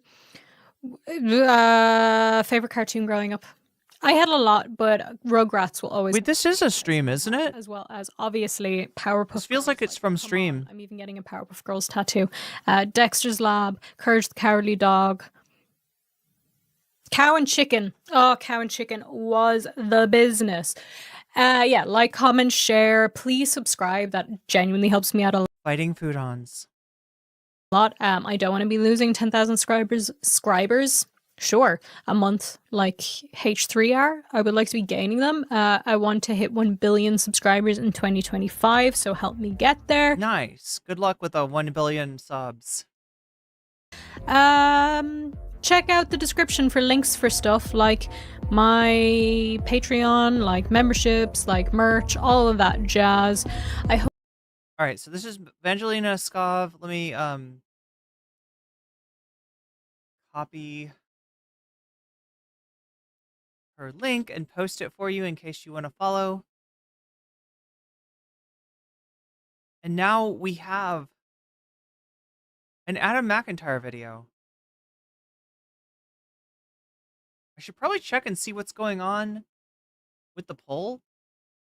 Has the poll changed at all? Ooh, look at that. We're 4 out of 10 from getting to the extra bonus content. If we hit that 10 out of 10 before the next hour, I'll do extra bonus content. I'll do bonus content before the end of the stream. And possibly even Fart Psychic related. Right, we've also got, it looks like Elon Cheats at Video Games still winning. Still in first place. Second place is still the Spankologist. Oh, third place is now What If Alt Hiss, Odin Trip. And fourth place is Council of Geeks. Remember, when you donate, you can let me know in the comments which of these topics you want to see as your bonus content. And I will be happy to put your money where your mouth is, turning your donation as if by magic, to a bonus percentage that gets added to the vote, to the tab of the vote. Sasha G, thank you for the Doge super sticker with the clapping hands and wait, yeah, do it right. It's like clapping hands and bravo. Doge. Animaniacs. Oh my god, that's that one cartoon. The Animaniacs are real and can hurt you. That's all I know. But yeah, we're at 38% on the dono goal, which is well within striking distance of getting one of these topics as bonus content. Right now, it looks like it would be Elon Musk cheating at video games, cheating at Path of Exile. We'll find out how if we end up voting for that. So here's Adam McIntyre's video. Hi muckers, welcome back to my YouTube channel. I hope you're all doing very People mentioned Paige's video as well, Paige Christie. I don't know. I couldn't tell from what people were saying if this video is like too intense. But it has some information on it is like a 2-hour video. It has some information on what the Ethan Clyde, not leftovers, the frenemies situation. Hi muckers, welcome back to my YouTube channel. I hope you're all doing very, very, very well. And welcome to really our first video of 2025. The person that leaked those 26 videos of Destiny tried to get him to admit it on stream. Was this the Rose person? Was planning to post it live while he was talking to him? Oh, different person. I uploaded a video a couple days ago and I kind of talked about the fact that the start of the year has not been the greatest yet, but this is really the kickoff of like content for us. So let's have a fun year. Let's be messy and let's do all of the rest. I'm super excited. I'm currently here in LA, obviously the different background. I was in Bad timing, chat. This was 5 days ago. 2 days ago, there's a video on Adam's channel saying I had to be evacuated. So yeah, this is a very unfortunate time to take a trip to LA. New York for New Year's, and before I go home. Oh, the boyfriend of the person that had the videos shared to them. I just decided to pop into LA, get some sunshine, and it's a beautiful day here, and there's some really exciting people I'm filming. It would not stay a beautiful day there, unfortunately. With over this trip, God. And yeah, there's just a lot of really fun stuff going on, so I hope you're all going very well. And also, I can now confirm that we are adding 5 to 10 new shows to the Chronically Online tour. We finally got everything sorted with the work visa. My goodness gracious, if you've ever applied for an O1 work visa, you know that that is a long time and a very stressful time, but we've got everything now. I'm so excited for the kickoff of the tour in a month in New York. We're doing those original 5 shows in the US, the 2 UK and Ireland. We are now adding 5 to 10 other shows. We are just locking them in, and they should be announced by the time I start the tour, so keep your eyes peeled. Again, we are going to Brooklyn, Chicago, Seattle, LA, Dallas, London, Dublin. We have sold out Chicago, and we're getting really close to selling out LA. And yeah, opening night is in Brooklyn. Wait. But now there are freaking communists. What is Adam? Does Adam do like stand up? But anyway, or is it music? Let's talk about what is going on. So, oh God, imagine just popping into LA for some sunshine. Yeah. I made a YouTube video and it was called like Ethan Klein needs to address this or some BS like that. And it was a video that was about the fact that allegedly, and I kept saying this in the video because in the video I kept reiterating over and over and over again that I don't believe that Ethan would do this. I don't believe that H3 would do this. Again, you know I have a very complex history with it. You know that Ethan loves to call me names all the time. We have a very complex relationship, if you will. But it's weird because Ethan will often reference Adam in like an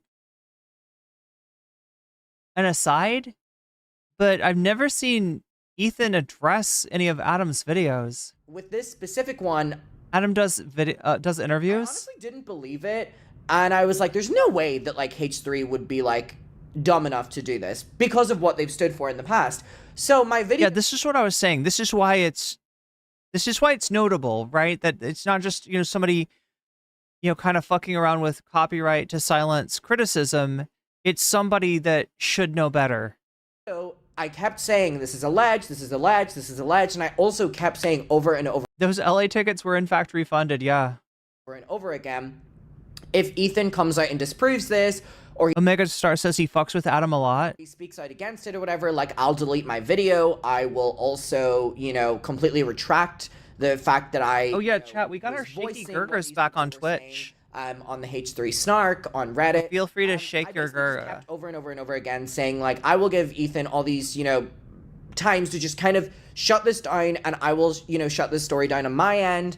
And again, I honestly just didn't believe the H3 would do what they allegedly have done. And so there was no response at all. And Look at that. I was a little bit like, So good. because I feel like, Ethan loves the chance of coming for me. So I was like, he would enjoy disproving me, but that never happened.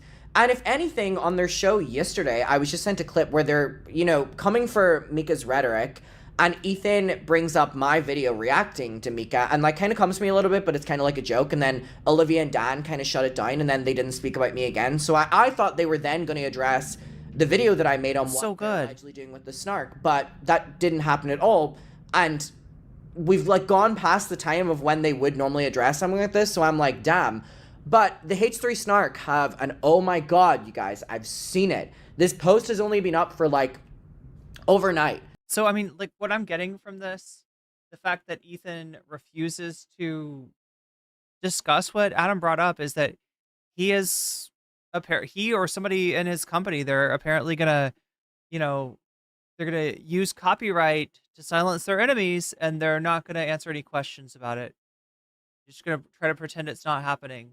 I wake up to so many spam This isn't the first time that Ethan bitched Adam out. I think we watched some of the old stuff too. texts, and I'm like, I see it, y'all. Thank you for tagging me. I see it. But basically, there's a big update now whenever it has came to H3, allegedly sending these copyright things to the H3 Snark and trying to silence them and trying to not have them re-upload clips. And it's just, it's really bad on the basis that H3 were such a pioneer in fighting for fair use, re-uploading content, talking about content. I mean, that's their full show. And if people like or don't like H3, they will always credit them in this lawsuit. And I remember specifically whenever Frenemies was happening, Trisha was talking about wanting to strike down people on Reddits and stuff like that. And Ethan was so firmly telling her, don't do that. Why would you do that? You shouldn't be doing that. You shouldn't be I remember it was a YouTube channel that was making allegations against her. Ethan was do not strike them down. You don't want to go down that route. So that's why I'm why would H3 do this? Because they have been the people that will always be outspoken against this. But thank you. Thank you. Yeah, Chrissy says Ethan accused Adam of harassing his mother. So yeah, Ethan's mother. So yeah, it was basically that Ethan's mother, messaged Adam, I think. So did Ethan talk to Adam during the Colleen Ballinger thing? Because Adam had a lot of firsthand information about Colleen. And so, and maybe that's where Ethan's mom and Adam, or Ethan's mom somehow ends up with Adam's phone number, texts Adam, and Ethan is playing it off as in he's texting my mom. What a weirdo. Not only have H3 and Ethan not responded to... Yeah, she slid into Adam's DMs, not the other way around. Yeah. The full post from the Snark, which was blowing up on... Also, what the fuck was Ethan trying to imply? The way that Ethan talks about Adam, supposedly sliding into his mom's DMs, it makes it sound like a Xander Hall situation. And that is, from what I understand, definitely not... it's not online, but it's not a Xander Hall situation. They also didn't respond to my video, and the only reason I'm saying that, not that they have to respond to my video, they've responded to videos that have gotten way less views from me. They've came at me for things that I've covered that have had, way less views. So I'm they obviously know this is happening, and I can't believe it. I'm a little bit shocked. So let's get into what's happening. So we have this post from the H3 Snark, and I'm going to go through it. How long has this been up for? 9 hours, you guys. 9 hours. My phone has been blown up from this. Oh my gosh. Wait. I see it. My goodness. I didn't realize that in Ireland you pronounce it Iris? Wow. I've never heard the pronunciation of hours before. Like a little guardian angel, Kinda I'm cool. gonna give you that pick-me-up at the start of the year that you need. It was a very, very, very stressful end of the year for everyone, and also we were so Okay, ethical react. focused on getting presents for other people that, baby, we forgot about ourselves, which is why I'm really excited to let you know that today's video is sponsored by Adam and Eve. Oh, nope, I would do an ethical react. I'm just not sure how Twitch will feel about that. Yeah, that's the one sponsor that Twitch might actually have an issue with. But there's definitely a code over there if you want to check out the offer that Adam's got. Also, I'm gonna see if there's any drink in the mini fridge because I'm quite parched. BRB. Okay, I don't know what the hell this is, but it was in the mini fridge. Yeah. There's the quality of energy drinks. It's all over the map. Anybody in chat have a favorite energy drink? Carbonated natural. Oh my god, how old? I like Highball. I don't buy it anymore because it's ridiculously expensive for, sparkling water with caffeine in it. But What am I getting? I'm doing. it's so good. And that's all I want from a drink. I want sparkle, I want bubbles, and I want caffeine and flavor. A little bit of flavor is good too, but not sweetness. Not sugar, not artificial sweetener, nothing like that. Like, right? Drinking is about becoming refreshed. And you don't get refreshed when there's some kind of sweet flavor in there. You need like maybe a citrus flavor, maybe a berry flavor, just a little hint of flavor, but not too much. Not to read things. A lemon drink? Alright. It's also one of those mini fridges that I Rain. Yeah, usually never touch it. heard a little click when I lifted this and I went, oh. I mean, honestly, in a pinch, chat, I'll drink almost any energy drink. I think for a while I was drinking. Isn't there one that's like it's like Coke, but it's a little can, and it's got coffee in it or something? It's like Coke with coffee in it. Oh my god, it's one of those automatic ones. Alani, yeah, Chimera. I used to be addicted to those. I used to drink those things all the time. These hotels, that's how they get you. So I'm gonna say alleged with this still. Powerade, okay. Because I'm still hoping. There's no caffeine in that, right? But it's very electrolyte-y. Actually like some of the flavors of Liquid IV, both sugar and sugar-free. I'm praying that H3 I comes mean, like I said, I'll drink anything in a pinch, but I prefer like just a fresh sparkling water type. might and disprove this because again, it Which is basically, yeah, there's like one brand that makes it like that. really goes against a lot of what they stand for and what they get praised for. But it's not looking great, if I'm being honest. So let's read this post. This is from H3 Snark. Rockstar, yeah, it's a little bit cheaper, yeah. Mod Team 4. I wonder if that's their legal name. Confirmed. Ethan Wait, LMNT? Klein hired is that? an attorney to issue copyright claims against r/H3 Snark. Okay, on the 17th of December 2024, the H3 Snark mods Sparkling water. were sent evidence You can't drink poor person beverage. You gotta drink sparkling water. that an attorney acting on behalf of TED Monster coffee ones? Ooh. Entertainment Incorporated had been filing DMCA takedown notices against videos on the subreddit. An op whose post clips were removed by Reddit's Wait, there's a grape crystal light with caffeine? legal operations team submitted an intellectual property inquiry with Reddit's legal support and sent us screenshots and a PDF copy of Reddit's response.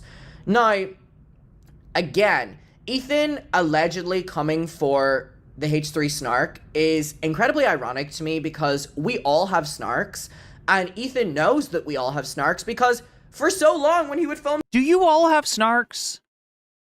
Like, I mean, look, I've had haters. All right, being completely honest with you, I've had people that were way too obsessed with me, but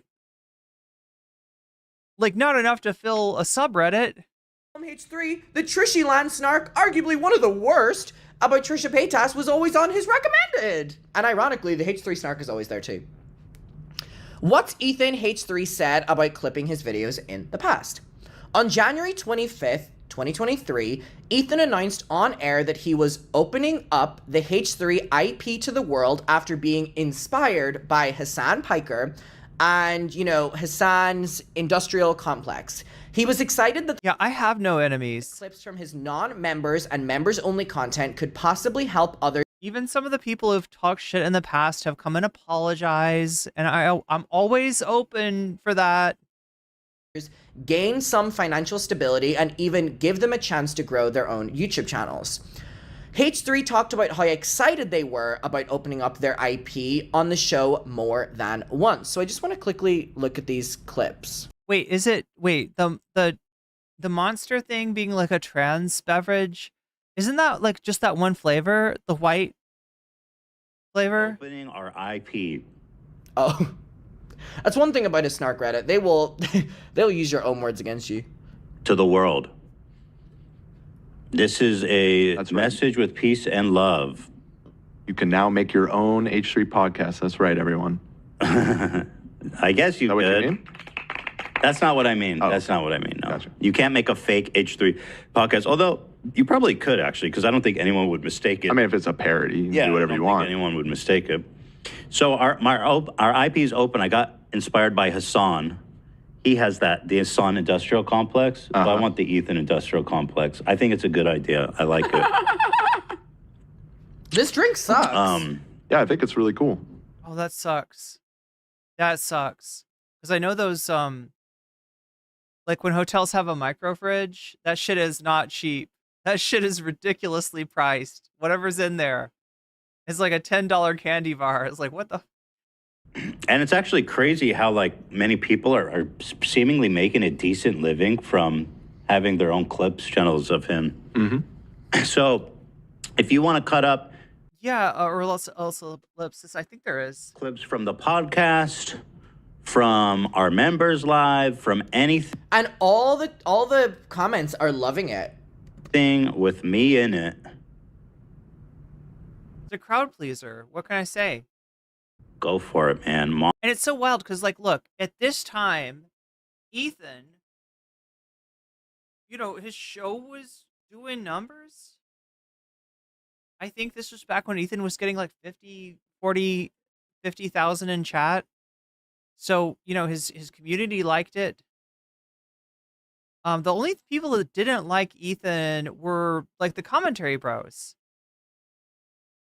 Like they were constantly like talking about how Ethan has changed and not for the better. And then Leftovers happened, Leftovers ended, and when Leftovers ended, and especially when Ethan started talking about shit about Hasan, that is when the commentary bros decided. You know, like Keemstar, Nick, they all seem to have decided they really like Ethan after all. That's all he had to say was fuck Hasan. But unfortunately, that doesn't put numbers in your chat. It's not like Nick Diorio's like shouting you out. Keemstar's not like, I mean, would you want Keemstar fans? Are there Keemstar fans? So it's not financially beneficial, but I don't know. I guess it must be. monetize it. I will not claim. I will not remove. I will not do anything. I mean, to be fair, it's basically been my policy. I don't claim or remove anything really at all. But now you're making it explicit. Yeah. The only time And a year later, he would reverse his opinion on this. I'll remove something is like if it's just a wholesale re-uploading of like an episode. And we Yeah, of used to course. have that big problem. We were on Twitch. Mm-hmm. If you're re-uploading just full VODs, then that you cannot do. Mm-hmm. So basically, if someone re-uploads the entire podcast. If you're cutting highlights, yes. If you're just re-uploading a video, it's stupid. Obviously. I mean, yeah, actually, it's probably not going to work as well either. Right? I mean, like H3, I don't know. I guess they. Yeah, Keemstar fans, is that an oxymoron? Possibly. Yeah. Okay, great. Well, not great knowing what we know now. So that was the first one, and then this one says H3 talked about how excited they Wait, Nick is doing the Hasan video for Ethan and with Destiny? What, he's giving Ethan research? were to open up their IP. Yeah. H3. Here is H3 Industry hard at work with 2 videos, 2 subscribers. Let's go. Get in there, boy. AB fights is secure. Because ultimately, someone re-uploading clips from your things, even if they're making money, at the end of the day, they are just promoting your stuff, which is great in theory. But obviously, there's an issue whenever they're re-uploading it on a Snark page. And Yeah. So the problem is, right? So if Elon just had segments, right? He goes over the Blake Lively situation. There's a segment. Somebody uploads that segment. That's helpful to Ethan. That gets him, maybe he doesn't, maybe that story's not the biggest one. He doesn't put it out on his channel. His channel kind of just doesn't have the throughput to be able to bring certain videos out. But somebody that makes a fan page does. They really like the segment. They put it up as a standalone. That's great. But what it is like Ethan, I mean, the clips that frankly are in that Mika video, like Mika does a good job of, just doing like kind of a countdown of some of the worst things that Ethan has said and done ever. And that's not beneficial, right? That's putting Ethan out there in not a great way. here's the thing. I have Snarks too, you Did I call him Elon? know what I mean? Like, we all... There's a lot of Elon stuff going on too. There's a whole thing now going on in the UK with Elon. We all have a Snark. We all have a Snark. It's fine. It's fine. It's fine. We all have a Snark. You've got to let the people do what they got to do. It's only fair. You can't have a podcast coming for people and then be pissed when people come for you. That's why, like, as hard as it can be at times, I'm just like, right, people can come for me because I come for people. Let's be fair. Elon Klein. In the sense that if you kick... Harry Picard, not clickbait, and Prince Harry oscillates what? So they're long titles. clips, too. Those are good? You approve? Told you? Good start. Good start. A Todja? My Sucking Willy. a smoko, My Willy Wally. watching a wiener. Have you heard the Prince? Oh, I just All right, okay, wait. to go back to that other. What? What's something going on here? Real quick. What we were talking about was years ago at this point. Oh, decades And ago. Somebody was saying so many things are laced with fentanyl today. Okay. And then they talked about it more than once. Our IP, and there are starting to be Yeah. channels who are uploading content I started noticing and that. they're getting views, and I'm very happy. I love that for them. So This is why I'm just surprised that they would do this. And here's the thing. I feel like there's so many things to call H3 out for. And I've tried to give them the benefit of the doubt with this one, even though my complex history with them, because this isn't what they've stood for. Ever. Ever. There's the lawsuits, there's this many. Like, this is what's so confusing to me. And this is why I'm like, why are they not addressing this? shout out to them. Give it up. Give it up. Chat saying that Vicky is the one Holly Janae, you've had too much Elon lately. who films his Instagram lives. Okay, so more than once of them saying that they love it. Whatever. Almost exactly a year later, Ethan made another announcement on air and via Instagram stories that he was going to start DMCAing all members content and warned creators using members-only clips that they should remove those clips if they don't want to strike on their YouTube channel. The video chapter in the episode is even titled SYNT Highlights, referring exclusively to members-only content. Ethan said he felt it was unfair that content intended for paying members was being shared by clip channels for free.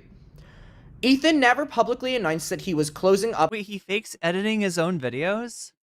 Oh, Ethan fakes editing his own videos. A lot of chat is saying that, and I understand why you think that. It's hard to imagine a content creator as large as Ethan Klein actually editing his own videos.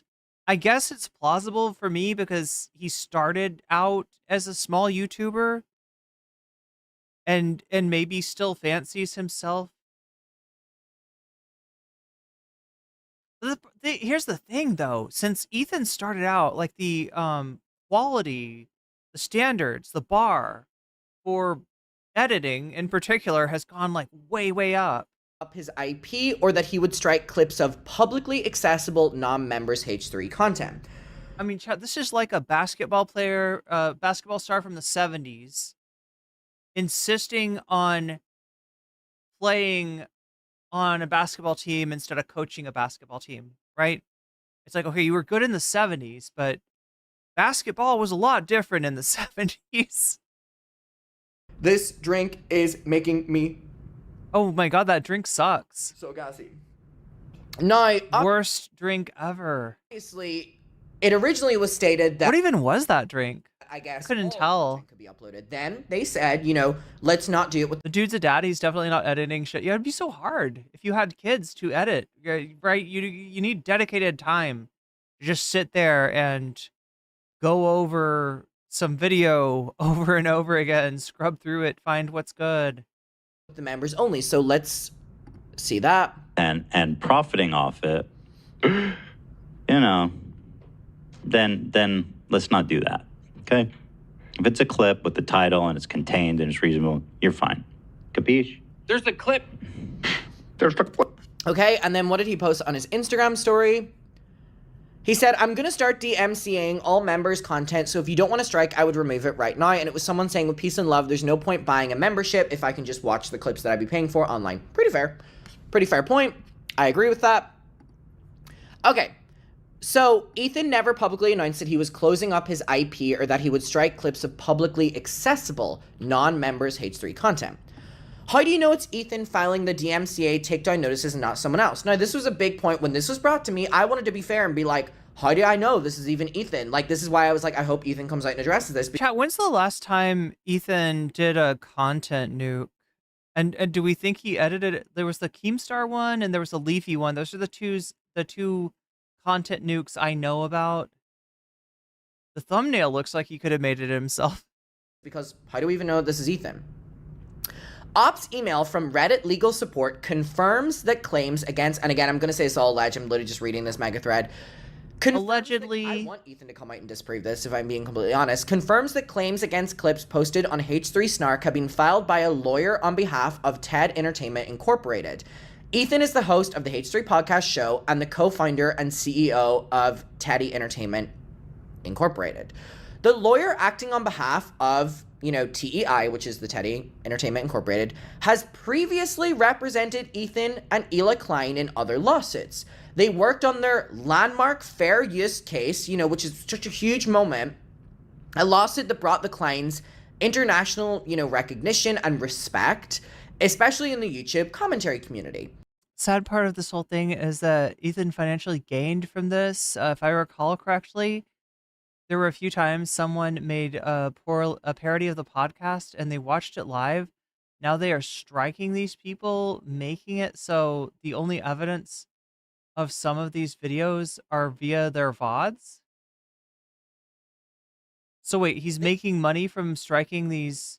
Yeah, I mean that's definitely true with the. In fact, my understanding of the Aiden Ross and the iShow Speed situation is that's the reason that they hire these companies to do it, because they can, they get money from it. They also worked on the Triller Fight Club LLC versus H3 podcast lawsuit. So here's the thing. This is what's really confusing to me, because again, one thing I will always give H3 credit for is that they fought really for the commentary space, and this just doesn't make sense. And it also doesn't make sense that they're not addressing this. How do you think My Mini Fridge works? What makes sense is that he is crashing out, and any of these things that used to be values for him, any of these things he used to say that he cared about, things that he was proud of, it's just thrown by the wayside because he's got too much hate. He's got too much hate in his heart. When that lifts and that sensor goes off, do you think it immediately alerts downstairs? Let me know. You can see a redacted copy of the PDF shared with the H3 Snarks moderation team here. Oh god, they've provided everything. Reddit support. Ari, your request sent to Reddit support. This all goes over my head if I'm being completely honest.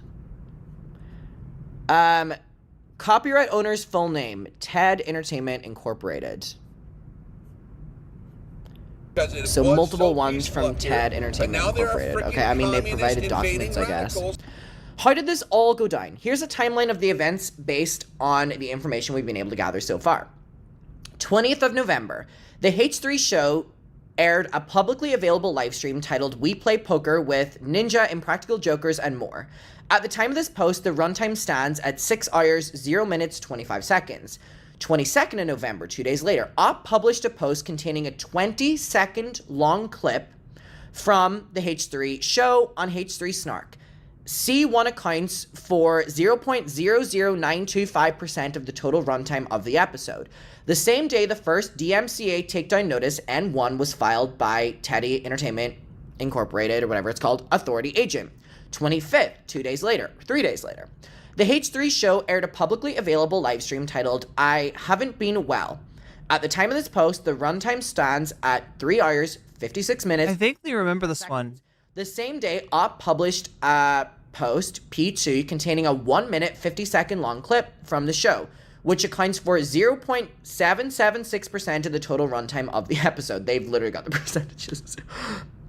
26th, a day later, the second DMCA takedown notice was filed by Teddy Entertainment Incorporated's Authority Agent against the same Op. Wow, they're really targeting this one person. 29th, Op's P1 was removed by Reddit's legal operations team in response to a copyright notice. Op was issued a warning from Reddit admin in the same morning. So we're seeing like the takedown requests, or just like takedowns, I guess. 6th of December, Merry Christmas, we're in the festive period. Op's P2 was removed by Reddit's legal operations team in response to a copyright notice. And 2, later that morning, the mod team published false copyright strike tracker megathread. Ethan Klein is abusing the copyright system to censor criticism about him and the H3 podcast on Reddit, which is the one we went through, to H3 Snark, and announced a pause on uploading clips to the platform. Now, I want to say something really interesting here. While I think the timeline of them being able to disprove that this is actually them is probably up by this stage, and it probably might be them, I'm still going to say that I hope it isn't them. But what I am going to say is whenever I was filming my podcasts, there was one of the guests that... Yeah, and now this is the part I really don't understand about the copyright takedowns, is that, like, sometimes it can be not... Like, it can be an imposter. Somehow imposters are able to file copyright claims, and I don't know why is there no check on that, right? Because here's the deal. On YouTube, if I get a copyright, I probably shouldn't say this, but a lot of creators, if they get a copyright claim, will not fight it. It's more trouble than it's worth. You want to hire a lawyer? Probably not. So, you know, either unless you think it's literally a mistake and you can, you know, you can file an appeal, but the appeal doesn't go to YouTube. The appeal goes to the copyright holder, whether that's a legit person or somebody who's not legit. It goes to them, and they either say, "Okay, you're right. That's not, you know, we shouldn't have copyright claimed you. We let you go." They have 30 days to decide, or they say, "No, we're going to stay with it." And if you want to fight them, then you got to take them to court. And most people don't want to do that, and that is why a lot of this abuse continues. This is gonna sound like I'm talking about Carly, but I'm not talking about Carly, because we talked about Snarks on the podcast, but I promise it wasn't her. It was someone. Sounds like lazy coding. Yeah, a lot of it does seem to be somewhat automated on YouTube's side of things, but I don't know. It feels like there's never any review of the veracity of the claim, because YouTube just doesn't want to deal with that. Someone else, we didn't talk about Snarks on the podcast, but anyways, she told me that she was aware that there's Snark pages that will talk about me and that talk about her. Like the bot channels. Oh God, what was that one called? Hasan Capital or something? No, wait, no, I shouldn't say the names. I think that one was innocent, chat. I think. Whatever, and I was like, yeah, like you just have to like exist. I can't remember what the name of, but there was like an infamous one. And then it kept on changing its names, and yeah, it would copyright claim other Hasan channels. Whatever. And she was like, I'm going to give you this number of someone who can take down your Snarks. And I was like, okay, well, I'm probably not going to do that because that would be hypocritical. And she was like, no, it's a big thing. Like, these people will go around and they will copyright strike things on subreddits to get them all these violations that then they get removed. I'm pretty sure as well that's how, you know, Trisha Paytas got the Trishyland Reddit taken down. But here's the thing, Trisha Paytas never vouched for fair use or re-uploading clips. Ethan Klein. It was Capital, but now it's archived. That channel is, oh my God. So it seems that maybe they just renamed it to Archives. H3 are doing that same mold of copyright strike something enough that it gets deleted, like the H3 Snark, which is interesting because they say they don't really care about the Snark, but clearly you care enough if you're trying to really allegedly go out of your way to do this, which again, I'm like, just come out and disprove this isn't you guys. Like, just seriously, like, a huge chunk of people, including myself, are doubting whether or not you would even do this. So I'm just like, why are you not acknowledging this? And why is there so much shit going on behind the scenes? Like, this goes against everything you fundamentally stand for and everything you fundamentally got so much praise and still get praise for within the commentary space. I mean, they have commentary bros in their comment section, like even in their podcast yesterday, and I'm like, damn, you people give this man credit or praise for helping you be able to use fair use, but you don't know that allegedly that's not the case behind the scenes. What is going on? I just struggle to believe that this is real, but there's now so much proof and H3 aren't saying anything. You know what I mean? It doesn't make sense to me that they would do this other than just trying to take down a Reddit secretly, but they've always advocated literally for the complete fucking opposite. So I'm like, 7th of December. Ops submitted their intellectual property request about N1 and N2 to Reddit regarding the removals. 10th of December. Wow, all this was happening over the Christmas period. Guess everyone at the H3 Snark and H3 Productions were having a festive Christmas period. 10th of December, H3 mods published a post titled, "We're resuming clip posting on the H3 Snark and advised of how Snarkers can transform clips." 17th of December. And also, H3 said uploading entire VODs, which is the 6-hour podcast, not 1 or 2 or 3 or 4 or 5 or 6 or 7 minute clips. You know what I mean? Because they were promoting people doing that so much, which is what is making this so confusing. Do you like my new ring? It's from the Ariana Grande collection at Swarovski, and it matches my nails. I'm wearing it on this finger because it looks like I got engaged.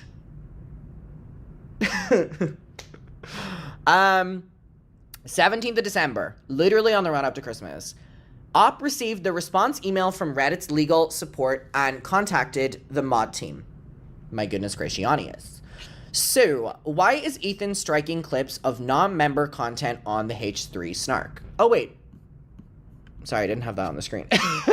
Wait, several wolves. Are you talking about the Hasanabi, what is it, the archive channel? It's run by the same... Yeah. I think it's run by the same people who did the same thing to Chapo and Cumtown Clips communities a couple of years ago. That really sucks. They can't keep getting away with this. This is why people impersonate so much. Damn.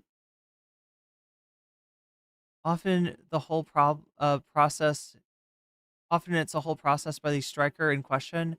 With music or certain broadcast, it's often automatic.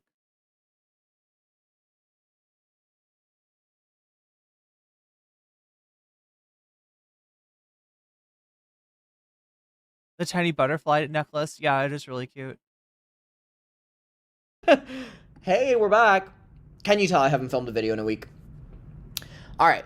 We don't pretend to know what is going on in Ethan's mind, but if we had to guess, it's probably because he wants to silence criticism about himself and the H3 podcast. H3 has censored... Yeah, that is the conclusion I've come from. Also, his behavior on the video that I just put out, right?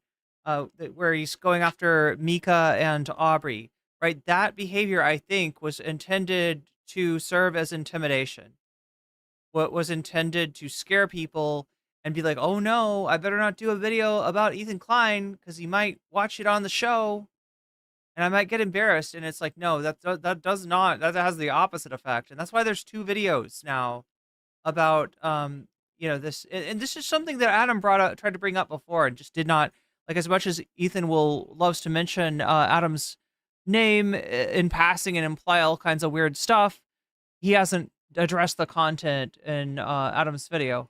Criticism from viewers and longtime fans by disabling, heavily filtering, deleting comments on YouTube, shadow banning paying members from participating in the members-only live chat, and banning people for even the slightest pushback. This year, he's made it a habit. Chimera says, I wonder when Ethan will drop his video that he's been hyping up to take down Hasan. He said last week that it would be in 2 weeks. So what, like a week and a half?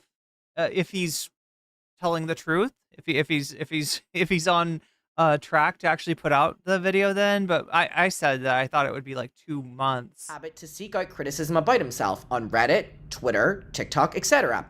And some even from his own fans. So he, to quote Ethan, can pop out and show him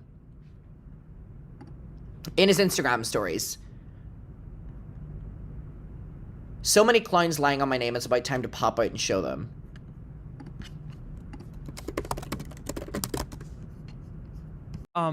You're sending me a speech therapy bill after this so you can stop pronouncing the H. Wait, how do they say the H? H3.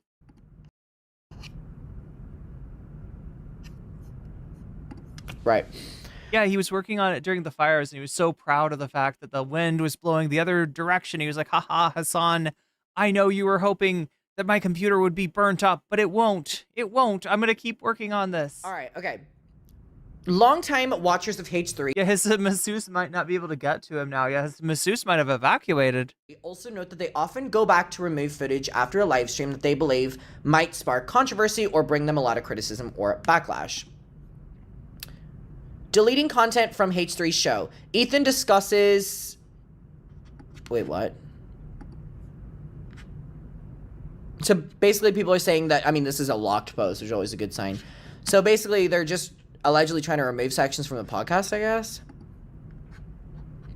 This means that footage of H3's opinions conduct during a live broadcast sometimes cannot be embedded or linked with a timestamp, making clips of publicly available non-members H3 content the only way to ensure that footage remains publicly accessible and viewable for critical commentary, which is important in what we do and what Ethan does. Ethan threatened to sue Reddit over this subreddit repeatedly. Up and vile, and how fucked up and vile and just evil these people are. So again, I've gone through So ironic considering the posts that have been approved on the H3 Productions Reddit, and they all know it. every avenue possible with Reddit. I've gone through every possible available channel, and like I said, if this doesn't get taken care of, then I'm going to have to start holding Reddit accountable for I'm sorry. allowing this kinds of behavior. This made me laugh. Don't say masseuse and evacuate in the same sentence. Yeah. Fucking crazy. Only when it's against him, I guess. Repeatedly at first, he said on air that his lawyer said that suing Reddit would be pointless. God, they have clips of everything. Oh, fucked up and vile. Oh, I guess it's that same clip. But it didn't stop him from yeah. wondering whether the literal... Sorry, as far as I understand, Adam is Irish, but is living in Britain. FBI. Wondering if the literal FBI could somehow help him to shut down the subreddit. Despite saying that he's against the FBI, Ethan threatened to create a sub dedicated to snarking on Reddit executives. Okay, Ethan says he's against. This is very much like the going after Dan Clancy from Destiny and Dan Saltman. Snarks. Is a series of screenshots of Reddit comments on the Aspen Snark page. And these comments She's Aspen? Her name is Aspen. Why the fuck? These snark This people lady need to has get a the snark fuck. page? She does. These snark people the fuck are is this such person? losers. This account is named Outrageous Spray, and they seem to know so much private information about Aspen and Parker. Oh, the mom was on Snark? So everyone has come to the conclusion Aspen seems to be allowed. All right. So, oh my god, I have so many tabs open right now. But then he threatened to create a sub dedicated to snarking on Reddit executives. I don't know if a Reddit, like, I wonder if we made a Snark subreddit about one of, like, the executives of Reddit. Of course. If they didn't, permaban Snark and even made up a conspiracy theory that a specific Reddit admin is the reason that we are still up and running. Bum bum bum. There is one admin called Quiet Fairy, okay, who has blocked us, punished us, and stopped us at every turn. Okay, whoever that is. For over a year, Ethan complained that he has no recourse with Reddit about getting us permanently banned. He's repeatedly made false accusations with no proof about this motherfucker is so goddamn entitled. This subreddit, its community, and people who associate with us. He admitted like he thinks he should be able to either set up a subreddit that that sounds like it might be against terms of service in order to get rid of this Snark subreddit, or that he could get them banned. He's just like, no, take care of this. Get rid of this thing. On air to creating a snark, presumably to discourage people from joining and participating in the H3 snark. He admitted on air to creating a snark. We tried to make a page. We tried to make a snark. There we go. Adam's got the video. Yeah, it's like Vangelina's video referred to this, right? But it looks like Adam's got the video. Oh, is this a D'Angelo? Oh no, it's Ethan watching a D'Angelo Wallace video. That was, dude, there's something going on at Reddit. So we made a page called Snark. Oh, that's funny. And it was... here's a great idea, guys. You know the snarkers? Yeah, we're going to snark the snarkers. And they're going to see how they like getting snarked. Good. Yeah. And every time, it gets immediately banned. What? Every time. Banned. Can I make a snark to snark the snarkers? I don't know. As long as you don't violate terms of service, I guess. But it sounds like they couldn't stay. This didn't stay up. The snark got apparently taken down. Nice. We get it. It starts getting traction. It's super fun. Everyone's enjoying it. Banned. Why? Because there's an admin at Reddit who's modded. All right, whatever. So again, just kind of like a little bit hypocrite. All right, okay. So he's aired uncensored screenshots of posts and comments from this sub to his reportedly tens of thousands of viewers on YouTube. Not reportedly. This has resulted in members of our community being harassed by H3 fans and defenders on Reddit and other social media. So again, it's like they bring people over harassing, but it's not a problem when they bring people, like, you know what I mean? It's just exhausting. Ethan also threatened to dox Ethan also threatened to dox members of the Snark. We're exposing people. Shout out to this. Ethan has been that meme. I'm not owned. Don't put it in the newspaper that I'm owned. Not owned. I don't know if I should do this or not. I feel like I really want to. Do you know what I'm talking about, right, Dan? Sorry, Dan is talking on the side. Yeah, sorry. What did you say? I really want to expose this person, but I don't know if I should. Because... Expose this person? Uh-oh. The what are you talking snarker. about? The snarker thing. Oh. I really want to because I hate these people.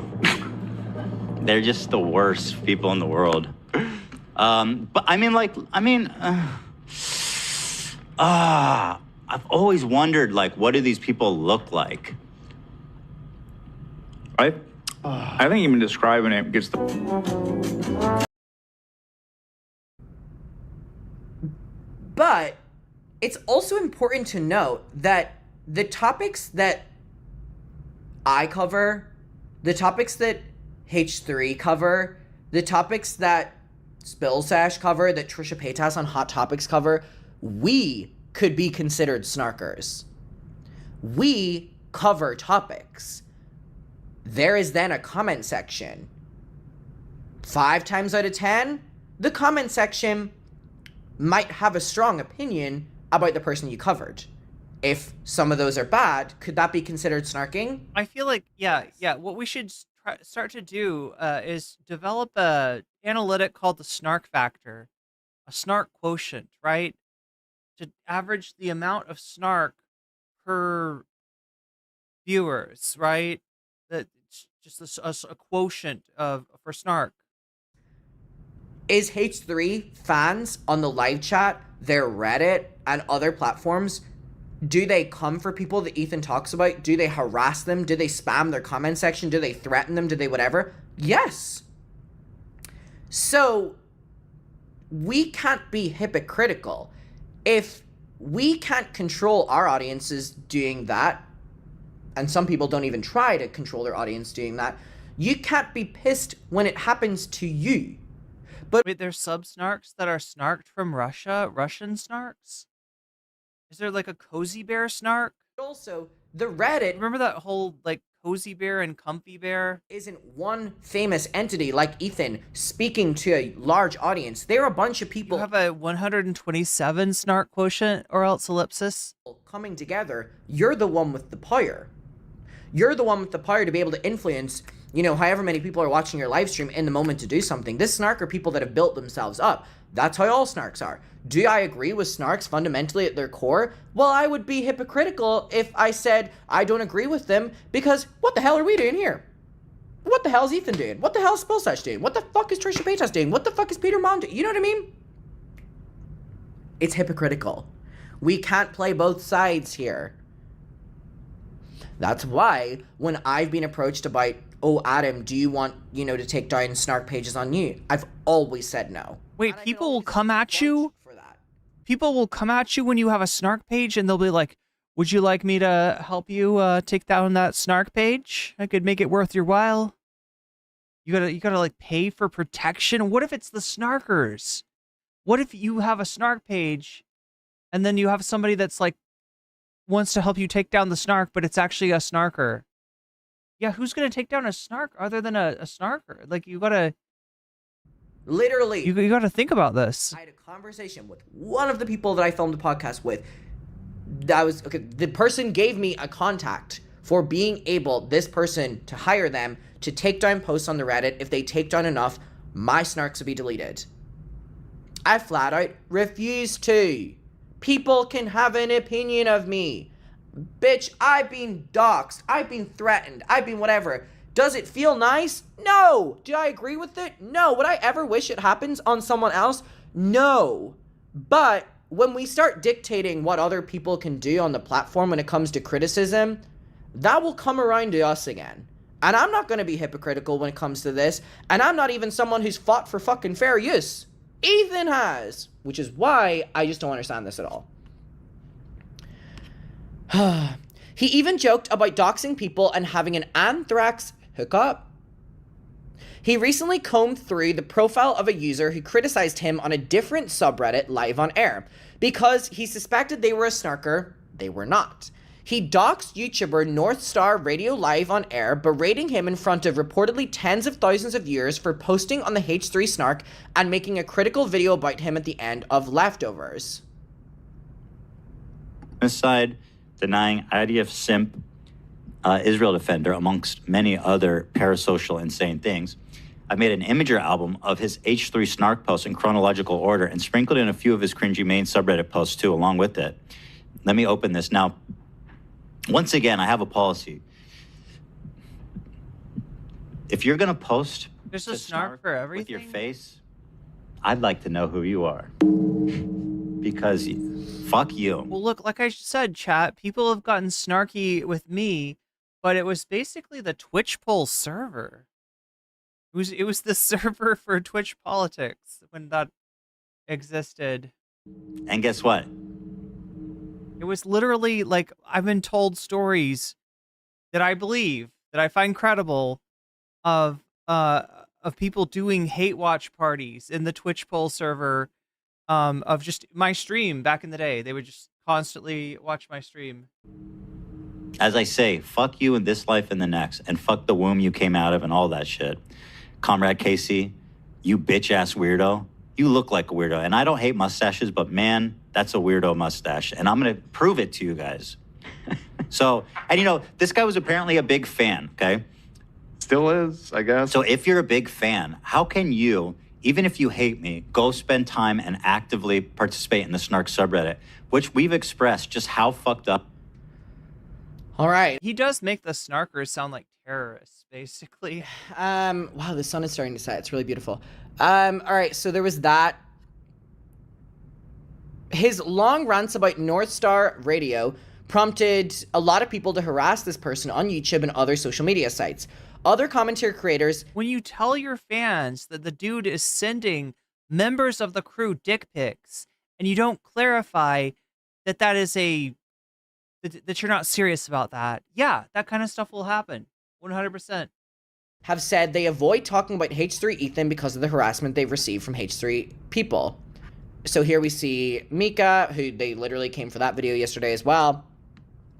This behavior isn't new from Ethan. After all, he encouraged the same type of behavior towards Trisha Paytas after frenemies. So we just have a mega thread of kind of how involved he was on Trishy Land, which was, you know, that Reddit about Trisha, and is currently doing the same to Hasan Piker, as well as smaller creators who've criticized him. We believe that Ethan is, they believe, is striking publicly accessible. What exactly did Ethan do to Trisha? Is this in that other video? Did they go over this in, I think her name was Paige? Narwhal_by super chatted $5. I was today years old when I learned that Chocolate Rain, the viral hit, is not about diarrhea but the prison industrial complex. Oh my god. Fun fact. Wow. I mean, I could see now looking back how one might think that it's talking about diarrhea. Wow. I'm re-envisioning that song takes on a whole nother meaning. It's about diarrhea, but yeah. Non-member. It's actually a pretty well-written song. Clips on H3 Snark as part of a larger project to send. Ethan and Trisha have personal family beef, and that's over Trisha marrying Moses, who Ethan now has a problem with. I'm trying to remember. Moses was Gila's brother, right? Answer criticism about him on Chocolate Rain isn't a. Yeah, it really is. Platforms. It's all built off of that loop. And control. We suspect he's trying to extend the reach of his echo chamber by doing whatever he can to stop people from discussing his beliefs, statements, and conduct as a public figure online, as well as sharing evidence of it in spaces beyond his control. It's funny, Ethan actually complained that Ryan Kavanagh of Triller Fight Club, LLC, was doing the same thing to him. Wait, sorry. Yeah, I know about I sort of know about the Ryan Kavanagh thing, but like, what is this about? Okay, wait.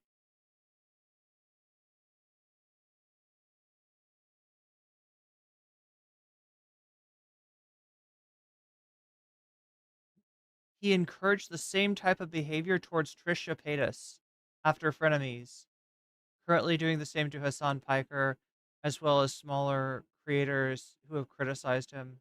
This is okay, so my overarching message in the most recent video that I put out that's going over Ethan's stream, his hate stream on Mika's Rhetoric, is that the common thread is, you know, like you've got Ethan then, you got the Ethan from the old days, you got the Ethan now, right? What's the connecting thread? The guy's a bully. He has apparently always been a bully. Right? That's the part about Ethan that just has not changed. And I don't know if it ever will change. There's layers to the song, yeah. They believe, is striking publicly accessible non-member clips on H3 Snark as part of a larger project to censor criticism about him on platforms he can control. We suspect he's trying to extend the reach of his echo chamber by doing whatever he can to stop people from discussing his beliefs, statements, and conduct as a public figure online, as well as sharing evidence of it in spaces beyond his control. It's funny, Ethan actually complained that Ryan Kavanagh of Triller Fight Club, LLC, was doing the same thing to him. Anti-evil operations. But wait, where's the actual DM? Here, I'll send a copy of it. Okay, thank you. Yeah, it was with the guys kissing. What? I can't believe they did that. No, dude, Triller is like super shady, super shameless. So the story goes, someone posted this. All right, whatever. So what now? Well, Ethan Klein has never publicly said that he was closing the H3 IP when it comes to clips from non-members' content.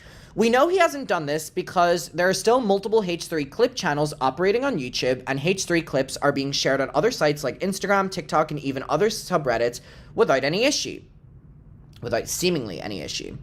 Moving forward, we strongly advise that all clip posts to H3 Snark provide criticism commentary in the title, include criticism commentary in an accompanying comment, promote discourse, and add transformative elements to the video posted. We're not lawyers, but we're happy to answer Snarkers' questions and work with the community as a way to find what to do moving forward. Look how many goddamn tabs I have open. Layers behind the Ethan and Trish bullshit. Trish is very problematic, but Ethan treated her horribly. Yeah, didn't she? Are there like a bunch of N-word tapes of Trish Paytas? All right. So,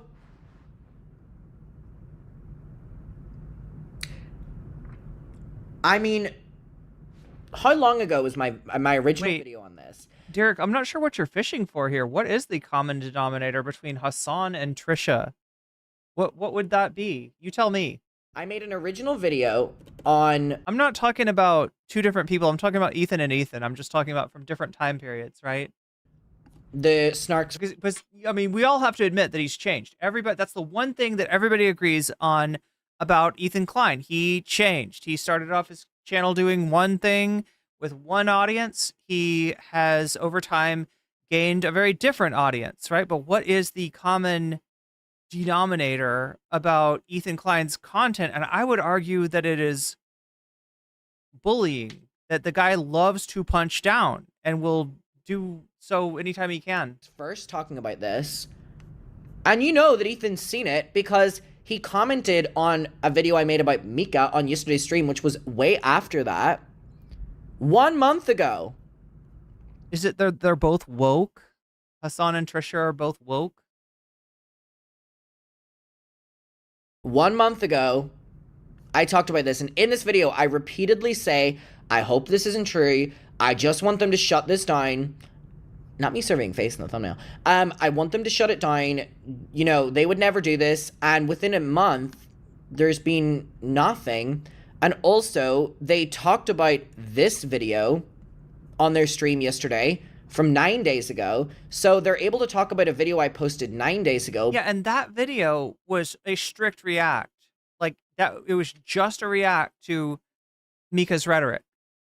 So in other words, Adams also made a video bringing up the issues of the copyright claims. And that video was obviously not responded to, and it doesn't seem like Ethan wants to even acknowledge that this is an issue. But not able to talk about one that I posted 1 month ago. Oh yeah, no, you were being sarcastic. Yeah, that's... They're both more attractive than Ethan. Yeah, I don't get it. What's the common thread? Interesting. I haven't really thought about that one. Interesting indeed.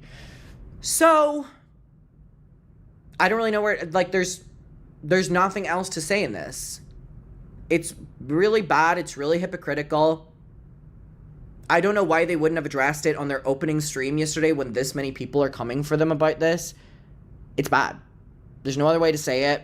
It's not a great look. It's hypocritical, and it's what he has advised other people not to do. Well, welcome to 2025, y'all. This is our first video of the year. I hope you're all doing well, and I will see you very, very, very soon, and goodbye. Mwah.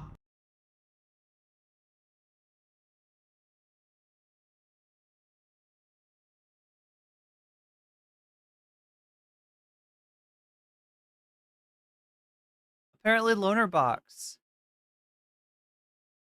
reacted to the video that we just watched.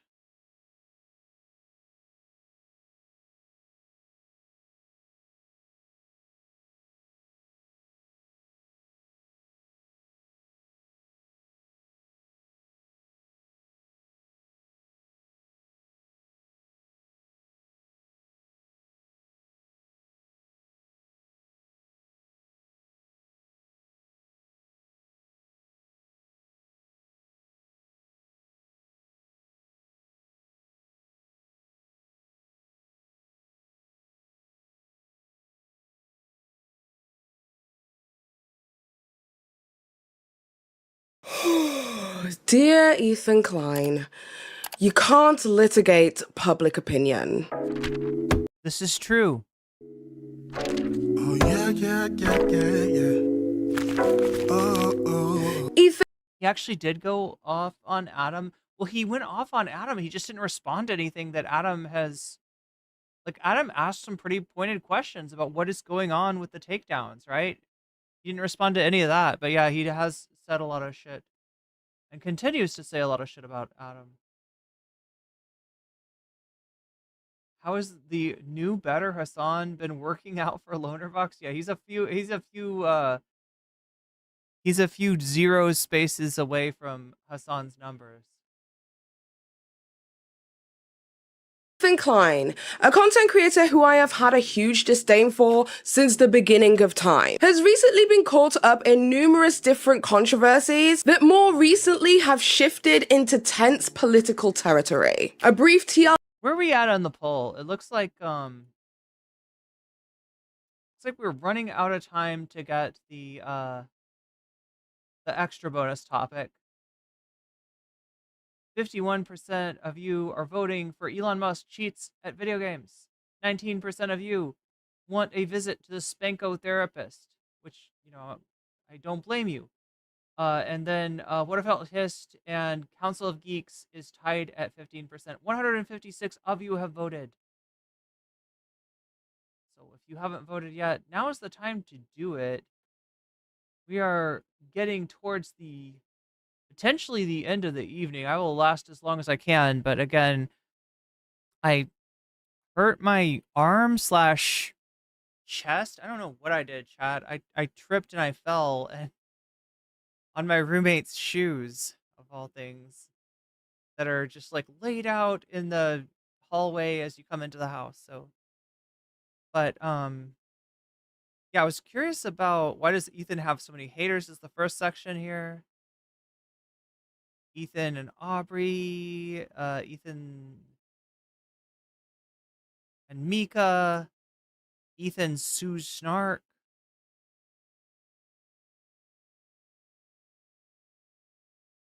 Wait, what is this Nicholas Diorio part?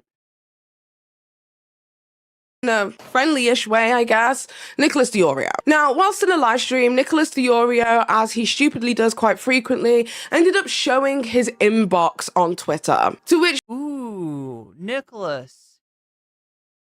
People had noticed that AB, one of the members of the H3H3 podcast, was in Nicholas Diorio's DMs. Wow. Other members of the H3 Snark Reddit had also noticed that my name was there too. And that Anita Sarkeesian was right about Gamergate. What about Anita Snarkeesian?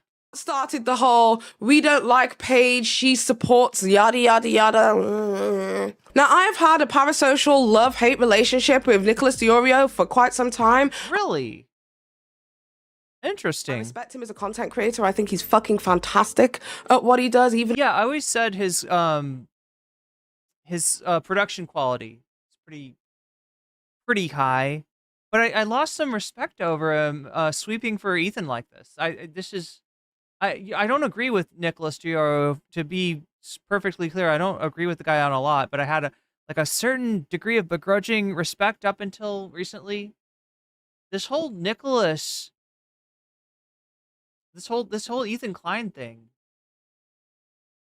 He's unhinged. No, I mean I don't like him. I'm not saying good things. I'm just saying that I'm not saying that I have a high opinion of him. I'm saying I had like a tempered opinion of him, and it has become less tempered. It has become more critical as of recently. Does that make sense? Even if I don't agree with him. However, as a person, I find him insufferable, as he does with me. He doesn't like me either. However, I would say that there was a morsel amount of mutual respect. I stay in my corner, you stay in yours, and we're good. However, when I found out the update of the H3H3 Snark Reddit, as well as the lawsuits and legal documents and all of that kind of stuff, I reached out to Nicholas Diorio to let him know about it. As you can see on the screen, this is exactly what I said to Nicholas Diorio. Now, I did this because whilst Nicholas Diorio and stuff, mutual respect. Look, I gotta. Okay, these are the receipts here. What do we see? So AB is in there. Tipster, yo, chat. Tipster sliding into the Nicholas Diorio DMs. Augie RFC, no surprise. Mr. Beast. What is Mr. Beast? That's the actual Mr. Beast. Why are they Tea Party 2.0? Oh, is that like that looks like maybe is that a group chat that he's in? Oh, and there's Paige. So it looks like her DMs got released. This is the house. Okay, so yeah. What is this, like the commentary community group chat? I mean, I always assumed they had something like this. I just never seen it. Tea Party 2.0. It's got Xylee and Keemstar. I don't know. Looks like another group chat. I can't tell who that is below there, but yeah, there's Paige. And then there's AB. And then there's Tipster. And then there's Augie. Huh. Interesting. Yeah, Tipster, the Nicholas Diorio for the gays. That's right. Or Nicholas Diorio is the tipster for the straights, actually. On Twitter, to which people had noticed that AB, one of the members of the H3H3 podcast, let's go forward to the more than willing on Swan. Now, I did as a patented creator Susie. This is doing just simply bad on YouTube for the object. There was some more. There we go. Okay, so these are her. So she's releasing her DMs.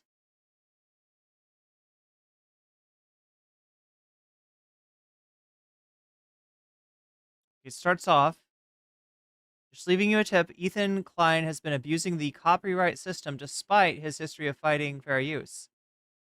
So now, Nicholas Diorio, if you don't know, is a commentary creator, and something like this would be his normal beat. He is in the habit of exposing people who are hypocritical about things like fair use. And he replies, if he's striking down posts that are here, watch this mirror, and don't give Ethan views, then that's based in best practices. Okay.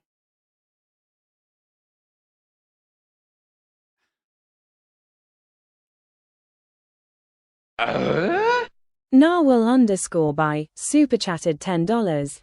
Is Nick the Perez Hilton of YouTube? Seriously, though, does Mr. Beast socialize with him for protection? For protection? Interesting. I don't know. Is Nick the Perez Hilton of YouTube? I've never heard such a comparison, but I can't exactly deny it. I mean, that I could see where you'd get that. I could definitely see where you've got that. Thank you, Narwhal by Nature, for the super chat. Huh, I never thought of that. Now, I did this because whilst Nicholas Diorio will... Wait, sorry, I want to read the rest of the... I reached out to receipts. Nicholas Diorio to let him know about it. As you can see... All right, so... She replies, no, he's not. I'd say that would be fair also, but that's not what he's doing. Yeah, that's literally not what he's doing. I also feel like it's kind of, there's some inconsistency here. Like, what about the Bo Blacks archive from years ago? What about when Bo Blacks abused the copyright system, right? Wasn't Nick critical of that? And those were archives. Those were like, you know, an archive is when somebody, if somebody takes down a video, somebody re-uploads it, or somebody re-uploads videos of a certain creator that have been taken down, right? In this case, it was Bo Blacks. Bo Blacks asked for those, or DMCA'd those videos, and then felt regret about it. I thought that Nicholas was very critical of Bo Blacks for this, and here we have him just saying, well, if these are just posts that are like, here, watch this mirror, and don't... I guess the archive's different. I mean, right, it's not competing with a Bo Blacks video. So his argument is like, if you can justify that it's competing with a video, then you can call in and have it taken down. That's not what's going on, though, and she's right to call Nick out on that. That's not what Ethan is doing, right? This is Ethan Klein not taking down videos that are copies of his own videos, things that would compete with his own videos. This is Ethan taking down stuff that's just essentially an upload of a part that somebody found interesting. It's in other words, the stuff that he's taking down is stuff that Ethan would never edit out and upload by itself because it makes him look bad, right? It's very comparable to the Bo Black's archive thing, yeah? On the screen, this is exactly what I said to Nicholas Diorio. Now, I did this because whilst Nicholas Diorio will suck the literal skin off Ethan Klein's phallic object, I do believe protuberance, yeah. that Nicholas Diorio is a man of his word, and he understands that fair is fair. And he is more than willing to call out friends, which I've seen numerous times over his career on YouTube. Yeah, I get what she's saying, and this is how I felt too, that there was a little bit more honor, or there was a certain sense of internal consistency with Nick, and it's just gone away ever since Ethan Klein has become anti-Hasan. And he's just been doing behavior that he usually makes fun of in others. For the good of what is right. He's become a little bit of an orbiter. Really saw this boy disown his very good friend John Swan over lies it is that he told that reflected bad on the commentary community. Nicholas Diorio went out of his way to make a stance and say, this is fucked up and I don't stand by it. Now, I did also think to myself that maybe Nicholas Diorio just simply doesn't care about copyright law and copyright infringements and false copyright claims. But no, Nicholas Diorio also has a patented history of speaking about copyright infringements within his community, and he has spoken about it frequently. For instance, he has a video from 4 years ago about the content creator Susie Liu, who is placing false copyright claims on numerous different individuals within the commentary space, because again, she didn't like their criticism. This is what Nicholas Diorio had to say in a video about Susie Liu 4 years ago. YouTubers who abuse built-in support systems to silence creators who are critical of them are the worst of the worst. Public figures who can't take jokes and go through literally Ethan Klein. The same avenues to silence satire are just as bad. The idea of being able to criticize a public figure exists through nearly every form of media publication, be it TV, newspapers, and digital media like articles and blogs. Kind of ironic that we're just 1 year past when she filed a false DMCA copyright strike on a YouTuber named Mark After Dark and was left with a slap on the wrist. This woman is so thin-skinned that she will silence any form of criticism that she can abuse through her tools and her channel manager at YouTube. At the end of the day, what we have here is a woman who simply can't take any form of negativity. She dismisses any critique as a hate video. She abuses YouTube's tools to silence criticism of her brand, and this woman is trying to rally creators to take a stand on criticism so they can get away with their degenerate bullshit. If this becomes normalized, people like I'm Alex could theoretically have removed the videos that vindicated Slazo. People like Tati Westbrook would be able to silence creators like James Charles. Chat, I always hear of reference to the Slazo situation, and I swear to God, I've had it explained to me several times. It never sticks.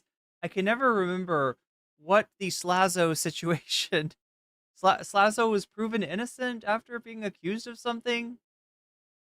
I should know this. But the people this shit really hurt. If there was a commentary community SAT, Slazo would be on that. Like, there'd be questions about Slazo. Is the little guy. It creates an avenue for massive YouTubers to crush smaller channels who discover something worthy of being talked about. Nicholas Diorio, even more recently, within the past 4 months or so, has been speaking about another content creator called Dark Viper, who also has been accused of abusing the copyright system in order to silence negative critique about him on social media. So Nicholas Diorio has kind of always let it be known to him, his audience, and everybody around him that abusing the copyright system is bad for everybody within the community, bad for YouTube, and abusing the copyright system to silence critique or negative critiques about somebody is a shitty thing to do. However, since I explained that the false copyright claiming that was taking place on the H3 Snark Reddit was actually, I believe, in my humble opinion, completely unfounded, I did not hear back from Nicholas Diorio. Now, let it be known that Nicholas Diorio is not very well liked on the H3 Snark Reddit either. So the situation could be that Nicholas Diorio may not care. Yeah, I mean, there's a reason for that. He's sweeping. Like, it's really fucking clear. I would say undeniable. Right? For all of the shit that, he's thrown out there at other people for doing very similar stuff. He is about this stupid little subreddit being taken down, because at the end of the day, the majority of Reddit's moderators work for free, and it really isn't hurting anybody's back. However, I believe that there should be a place for everybody to be able to say what they want at all times. For example, in a recent Nicholas Diorio livestream video that he posted to his channel, he poses the question to the audience as to why the H3 Snark Reddit even exists. And he can't understand why this horrible negative subreddit is still up. I think it's shocking that that subreddit is even still active. How is the H3 Snark Reddit still up and all the other subreddits like that have been banned? Well, Nicholas Diorio, there is an entire lore that I have discussed on this channel extensively. But the main reason that the H3 Snark Reddit exists is because Ethan Klein has had a patented history of mobilizing his audience to attack other people. He has encouraged— So it's bad karma. His fans to go to hate snark threads of other people that it is that he dislikes, such as Trishyland. And when the Snark Reddit of Trisha Paytas went down because there was disputes between the moderation team about the direction of the Snark Reddit, Ethan Klein and his team took it upon themselves to create their own called Frenemies 15. And then in a live stream, continued to ask their audience to come into this snark thread so that they could continue the fun. Real quick, small, interesting little update, I think. Oh no. Is this a new development? Frenemies too. Oh, you have to request to join? Private. Did I fuck this? Did I do this? That's what I'm thinking. Oh man. What happened? We talked about it on the show, we must have just gotten bum rushed by a bunch of fans. Holy fuck. Damn. The moderators have set this as private once approved. Shit. Love the sad music stack. Well, I gotta request access now. I mean, I need to know what's going on Frenemies too. Definitely. It's not even letting me... Frenemies 3? Frenemies 3 is still open. Well, Frenemies 3 is going to become Frenemies 2. Right. Lev said he secured Frenemies 12, so we're safe. Okay. Wait, Frenemies 12 is us? Yeah. Oh! Wait, why Frenemies 12 can't is the official one. Hang on. Go to Frenemies 12, people, since Frenemies 2 is closed. Frenemies 2 is like home base. You know what I mean? Why have they done this? Also, it doesn't even let me request. Only approved members can take part. So unfortunate. Oh, fuck. I fucked up. What happened? This Frenemies 2. It's okay, everybody migrate to Frenemies 12. This is the new home. Frenemies 12 is the new home? Yeah, Okay, that's the one we have, right? That's the one that Love has, yeah. After a while of people becoming wise to Ethan Klein and noticing this behavioral pattern of throwing his audience every single time at anybody it is that he dislikes or has any criticism for him, people who had a problem with that became the birth of the H3 Snark Reddit. Now, Nicholas Diorio, do you remember in Tommy C's live stream when you— Yeah, so he's just abused like this shit too often, and it's caught up with him. called me a stupid bitch? And I don't think that his intimidation factor is there anymore. I don't think that people are particularly scared of him. I don't think that he has the kind of like loyal, following that he did in the past. I feel like he is a bully who is in a moment of weakness. And I mean, that is a very Clockwork Orange, kind of situation there. Because I didn't understand the lore of everything that was taking place with Illuminati. And you rightfully called me out on that because I gave my opinion with limited understanding. Well, you two also don't have the full context of the lore of the H3 Snark subreddit and how it became to be. And this is why I think it's hard for Nicholas Diorio to dislike me, because I can take an L and I'm morally consistent. I am not a fallen fan. I have never liked Ethan Klein. My documented disdain for Ethan Klein and the H3 podcast as a whole has been going on long before the popularization of Israel versus Palestine, so I'm not politically motivated. I've defended Ethan Klein's rights to his beliefs regardless of whether I believe in it too. I have openly and publicly supported Ethan Klein against Jake Doolittle and the fuck shit it is that he tried to pull. And I even defended Ethan Klein when it came to the QT Cinderella situation, where I felt like, yes, the joke was in bad taste, but I don't believe it was done intentionally and maliciously. So for somebody who vehemently dislikes Ethan Klein, I give him grace. Fairly and frequently. And I have never ever attacked Ethan Klein based on his political or cultural beliefs. Because again, he's entitled to his wrong opinion. So whilst you might dislike the ethos of the H3 Snark Reddit and what it stands for, the same way that you needed that Tommy C podcast space to be able to scream into the ether that I am a stupid bitch, these people have the right to be able to say that Ethan Klein is a see you next Tuesday. So now that we've got the whole Nicholas Diorio situation clear, fair enough. Let's take a look at this lawsuit. So 4 days ago, the H3 Snark subreddit and the moderation team for that subreddit posted, confirmed Ethan Klein hired an attorney to issue copyright claims against the r/H3 Snark. On the 17th of December 2024, the r/H3 Snark mods were sent evidence that an attorney acting on behalf of TED Entertainment Incorporated had been filing DMCA takedown notices against videos on the sub. An OP whose posts/clips were removed by Reddit's legal operations team submitted an intellectual property inquiry with Reddit legal support and sent us screenshots and a PDF of Funkmaster Ka is saying that he watched it again and laughed again. Yeah, this is in my latest video, right, on YouTube. If you haven't seen it yet. He doubled down. Like on the QT, he defended himself saying, look, I took a risk for comedy. You know, it's not, it was funny, or it was worth it to try to make a joke. You know, maybe the joke didn't land. Like he doubled down on like everything, every single thing that Mika brought up, instead of saying what he easily could have said for most of that shit was like this is like 7 years old. I'm not like this. I learned. I grew. I'm different now, right? Instead of that, just every single time he's like, no, that was funny as fuck, and I don't apologize for shit. It's like, okay, bro. Of Reddit's response. Yeah, following the Trump playbook, exactly.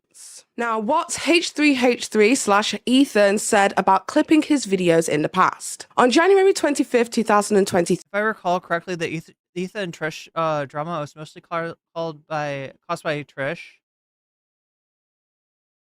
saying moderately being too generous, but it wasn't anything near. Oh, Trish saying anti-Semitic stuff. Oh God, I think I did see one episode, yeah, where she's being really weird about.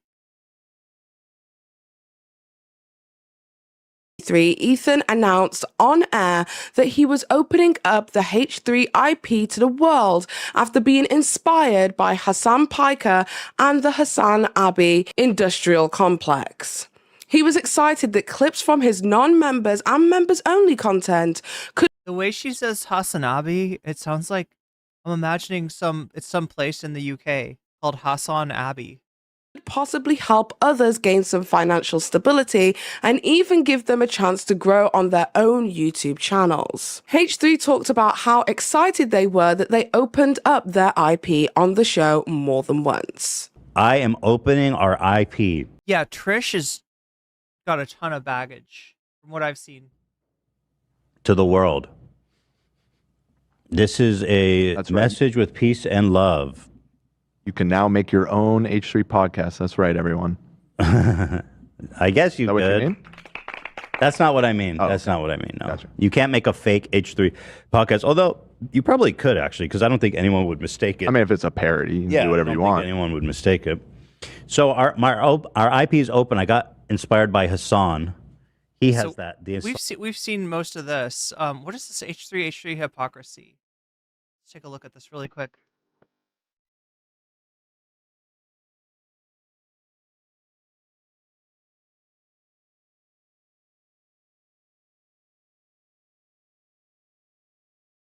Almost 8 years ago, Ethan Klein ended up being in a landmark lawsuit against another content creator called Matt Hoss. On the H3 podcast, Ethan and Hila Klein reacted. Is Matt Hoss the parkour guy?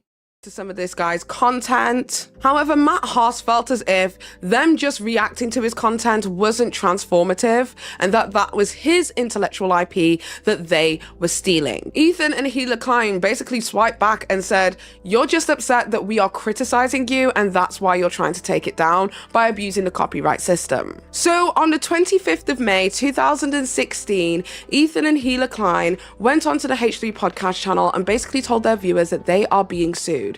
That they also would like some financial help with this lawsuit because it is way financially out of their control, but also that what they did was fair use and transformative content. Now, this lawsuit was a groundbreaking... What was Matt Hoss's channel? Is he the parkour guy? Is that the lawsuit? When it comes to copyright infringement and the use of somebody else's IP, we have seen it in media publications. These kind of lawsuits, we have seen it on television and in entertainment. But at this point in 2016, we had not really seen it on the internet and how that works for commentators or people who do. Oh, sorry, the bold guy. Yeah, he's called the bold guy, right? That's him. He's the bold guy. Chat, I'm tempted to show you a bold guy video because they're hilarious, and I can see exactly why H3H3 would have wanted to react to this stuff. It's unintentionally very funny, or maybe intentionally, I can't tell. But yeah, that's who Matt Haas is. He is the bold guy. Content. The H3 podcast ended up winning this suit after spending over $100,000 on the suit, setting a precedent across YouTube that comment. He's like a parkour pickup artist. Oh, I thought that was just the video that I watched. I didn't realize it was that's the whole thing he does is parkour pickup artistry.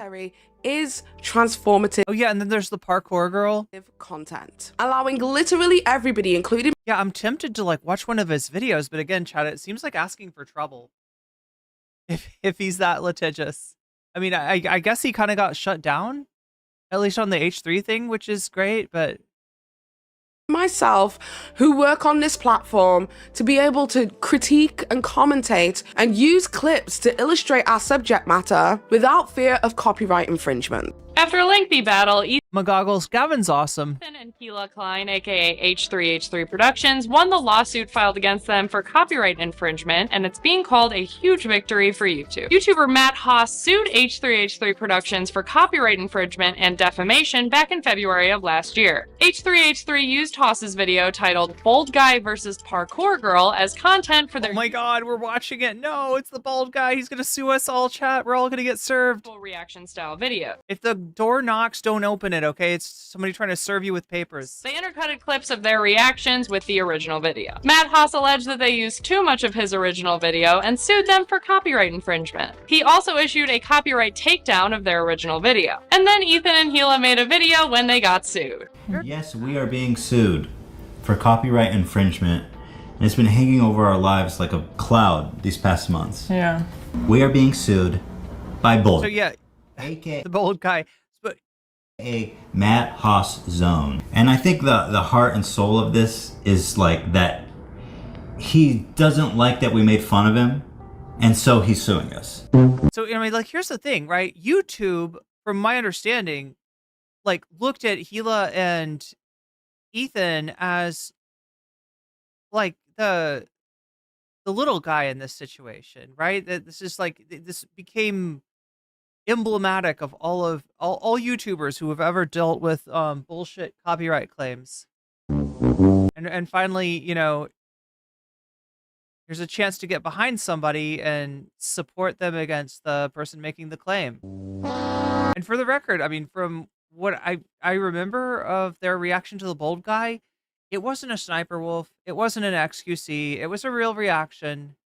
You might not think that's transformative, but it's definitely not competing with your videos, if that's what you're worried about. And it's obvious to all of us, but unfortunately fair use is a legal defense. It's not anything more than that. And to determine what is actually fair use is determined in a costly and long court hearing. And because Matt Haas, that bold man, who is impervious to criticism, doesn't like that we said naughty things about him, he wants to go all the way with it. But Judge Catherine B. Forrest ruled in favor of the Kleins after a 1.5-year-long battle that cost them over $100,000. She said, quote, "Any review of the Klein video leaves no doubt that it constitutes critical commentary of the Haas video. There is also no doubt that the Klein video is decidedly not a market substitute for the Haas video. For these and the other reasons set forth below." So that's why this is such a big deal. That's why this is kind of the standard, right? If there's ever a, you know, takedown notice that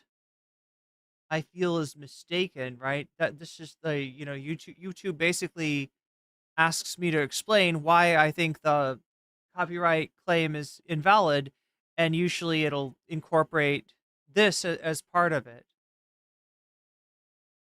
That it cannot serve as a replacement for. In fact, when Sanderhall's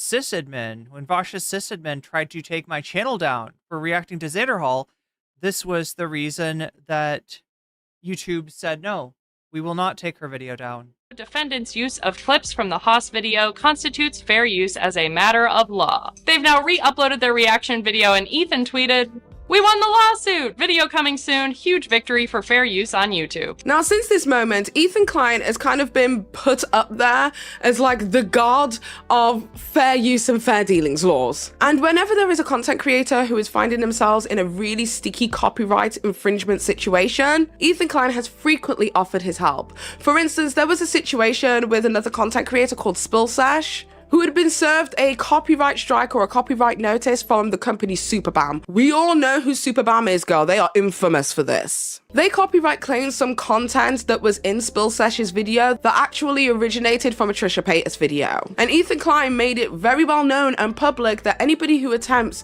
to use copyright in order to silence criticism is a piece of trash. And Ethan obviously saw all these channels complaining about Trisha and Superbam. Like, this is where almost all of the goodwill, or not, I don't want to say all of it, but this is where a lot of the goodwill for Ethan and H3 came from. It was this incident. Because he tweeted, "Creators that claim other creators' videos are the biggest pieces of on the platform." And then he put the toilet paper emoji. And if you know, you know, and I'm sorry.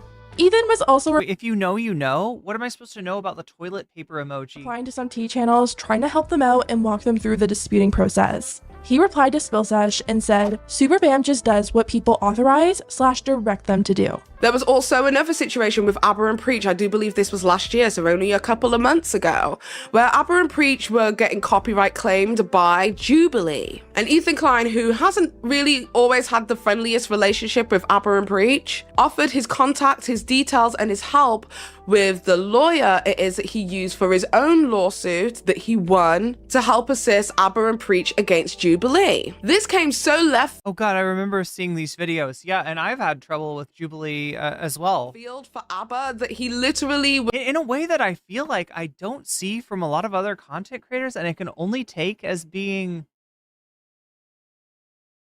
a reaction to my critical takes on Jubilee. Was so confused and started shouting Avengers over and over again and thanking Ethan Klein for his help. First off, gotta give a shout out. Ethan Klein of all people contacted me privately. I said, "Oh my God, is that H3 in my DMs? Is he about to?" Nope, he was there to say, "Hey bro, you need a lawyer for this copyright claim. I know the best in the business." I said, "Oh shit, Avengers! Avengers!" Yo, that shit was crazy. It's like the enemy of my enemy. Oh man. So shout out to Ethan, okay? And it's not just the copyright of content on YouTube. Ethan Klein has been extremely vocal about when he himself has been copyrighted by music in the music industry. For instance, he ended up getting a copyright claim on a video it is that he made parodying Colleen Ballinger's Toxic Gossip Train, to which he said if it needed to go that far, he's happy to take it to court. But so no, this never happened to me before, but I remember hearing that the reason that Colleen Ballinger sang her apology was that so she could copyright claim it. She could put it on Apple. She could put it on iTunes and copyright claim it. And I don't know. I don't think it ever happened to me. I'm not sure it actually went that far. Colleen claimed our video. It happened about an hour after we. Yeah, this is a parody. This is a parody. They brought in a band. I mean, it's the same melody, I guess, but a different arrangement, different instrumentations, for all purposes, a different song. But I mean, I guess you could still get dinged for the melody. We posted. I said Colleen Ballinger uploaded Toxic Gossip Train to CD That's Baby. why you have to sing it bad, like me, right? You got like the one time I sang a song well on YouTube, I got copyright claimed not for the song but for the melody. Baby's claiming us, so here it is. She was God, I missed this Toxic Gossip Train. That was generous enough to do her sharing revenue. Banger. Yeah, right. Guys, don't worry, I'm disputing it. She's not gonna get. You guys know me. I take care of this. She's not gonna get $1 It's Yeah, annoying. you gotta copyright the chord progression. That's right, Narwhal. It could take like 2 months to resolve if she really wants to be petty about it. But I know how to navigate this. It's just annoying and funny. I mean, and crazy. I hadn't heard of anyone else being claimed, and then we got claimed about an hour after the podcast. So it does lend some thought to the theory that she waited for us to go on break. It's really scummy and weird and Here we go. like freakish to claim it because it's like an apology and it's supposed to be authentic and not something that she's making money from. But ultimately, it's very fair use because the song was analyzed, and also the song that we made was a parody of her original song. So I think that it's Oh yeah, I forget. The Olivia did a PowerPoint on Colleen Ballinger, because Olivia was the only one who really understood. There's a lot of lore behind Colleen Ballinger, basically. absolutely fair use. There was also another situation with another content creator called KSI. Last year, he made a song called In the Thick of It that everybody hated. So there was numerous different content creators who were making videos reacting to the music video. Ethan Klein also did the same, but then he ended up getting a copyright claim. Ethan Klein went on to call out KSI and also critiqued him for attempting to silence negative criticism behind the YouTube copyright system. Is it clicking? Is it clicking? Are we not experiencing that hypocrisy? It starts off when the H3 podcast tweets out, "Our new episode got blocked by KSI, just as we predicted. However, we didn't expect him to reply like this." And then they attach 2 images of DMs that they had with KSI. The first one showing them sending a message to KSI, showing that their new episode was blocked in all regions, with the caption, "Fuck this shit to be honest, at KSI." And JJ responds, "Cry more pussy, womp womp." And H3 Podcast then replies back, "You typically block videos critical of you? Or is that a new thing? Since you became friends with Logan." Then he attaches an image of JJ reacting to Jake Paul's new song and continues, "Not the type of content you've ever made and benefited from, but now that you're on the other side of the fence." Wait, it wasn't even Colleen that copyrighted it and monetized it? What? Really? I remember H3 bringing in a band. It turns out you're actually the giant pussy. Through podcast then quotes himself and adds KSI, and they write, "I have nothing but disdain for cowards like KSI that built their entire platform reacting to content, only to turn around and block others that do it to them. KSI literally made it, reacting to others' work, and now he wants to close the door behind him. Through various lawsuits, I've spent millions of dollars and hundreds of hours ensuring this type of bullshit can't happen on YouTube. And then for the offender to be one of our own, it's spitting in the face of the community that made him. I always wondered why KSI would In absence of video games, Decipher. Guess what I just downloaded? Chat. Anybody want to guess? I'll give you a clue.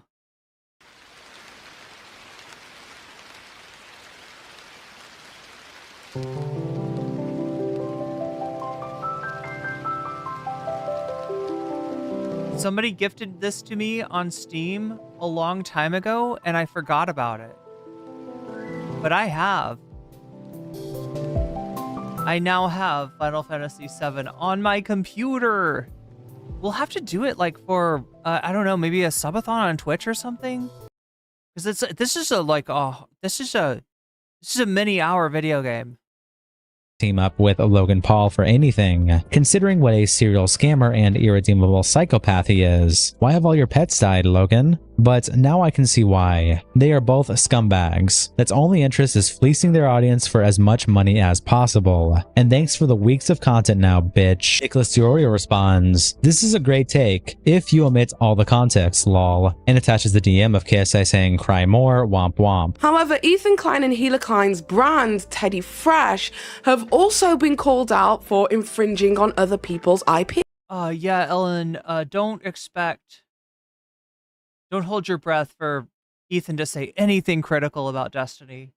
A while back, there was a situation where people were able to find that... Brianna Wu's video game, what is it called? Revolution 60 or something? Brianna Wu's video game, which video game did I download? That's a good one, Several Wolves. That's a good one. Teddy Fresh on a few different occasions, may have infringed on others' IP by recreating or replicating certain artworks. I think it's the OG Chapter Black. So somebody told me that, okay, so wait.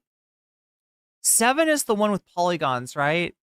Like his arms are like Popeye, but more polygon-ish than not.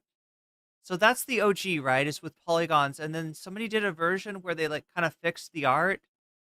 But to true fans, I guess, of Final Fantasy VII, there is no fixing the art. That art is beautiful. Those polygons are sacred. It's sacred geometry. How dare you?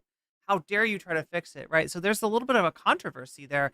And then, of course, there is the modern remake, which takes some liberties with the story. Or wait, does it completely deviate from the... Is it a remake or a reimagined? Isn't there something very different about the modern, the one that came out recently from the original story? That's how I remember it briefly, but don't quote me on it. Now, I do believe that Gila Klein had apologized for this huge misstep and fired the person who cut corners in her brand. However, it ended up making Ethan Klein, but don't quote me on it. Now, I do believe on a few different occasions, may have infringed on others' IP by recreating or replicating certain artworks. That's how I remember it briefly, but don't quote me on it. Now, I do believe that Gila Klein had apologized for this huge misstep and fired the person who cut corners in her brand. It's a remake, not a remaster. However, it ended up making Ethan Klein look somewhat hypocritical when he finally met his match in XQC. Not so long ago, XQC was getting called out for infringing on other people's copyright by creating But Chad, I gotta ask you, okay? Because I ran into a problem with Persona 2 on this. To anyone's best knowledge, there's no urban legend regarding playing Final Fantasy VII on stream, is there? There's no like dark urban legend, right?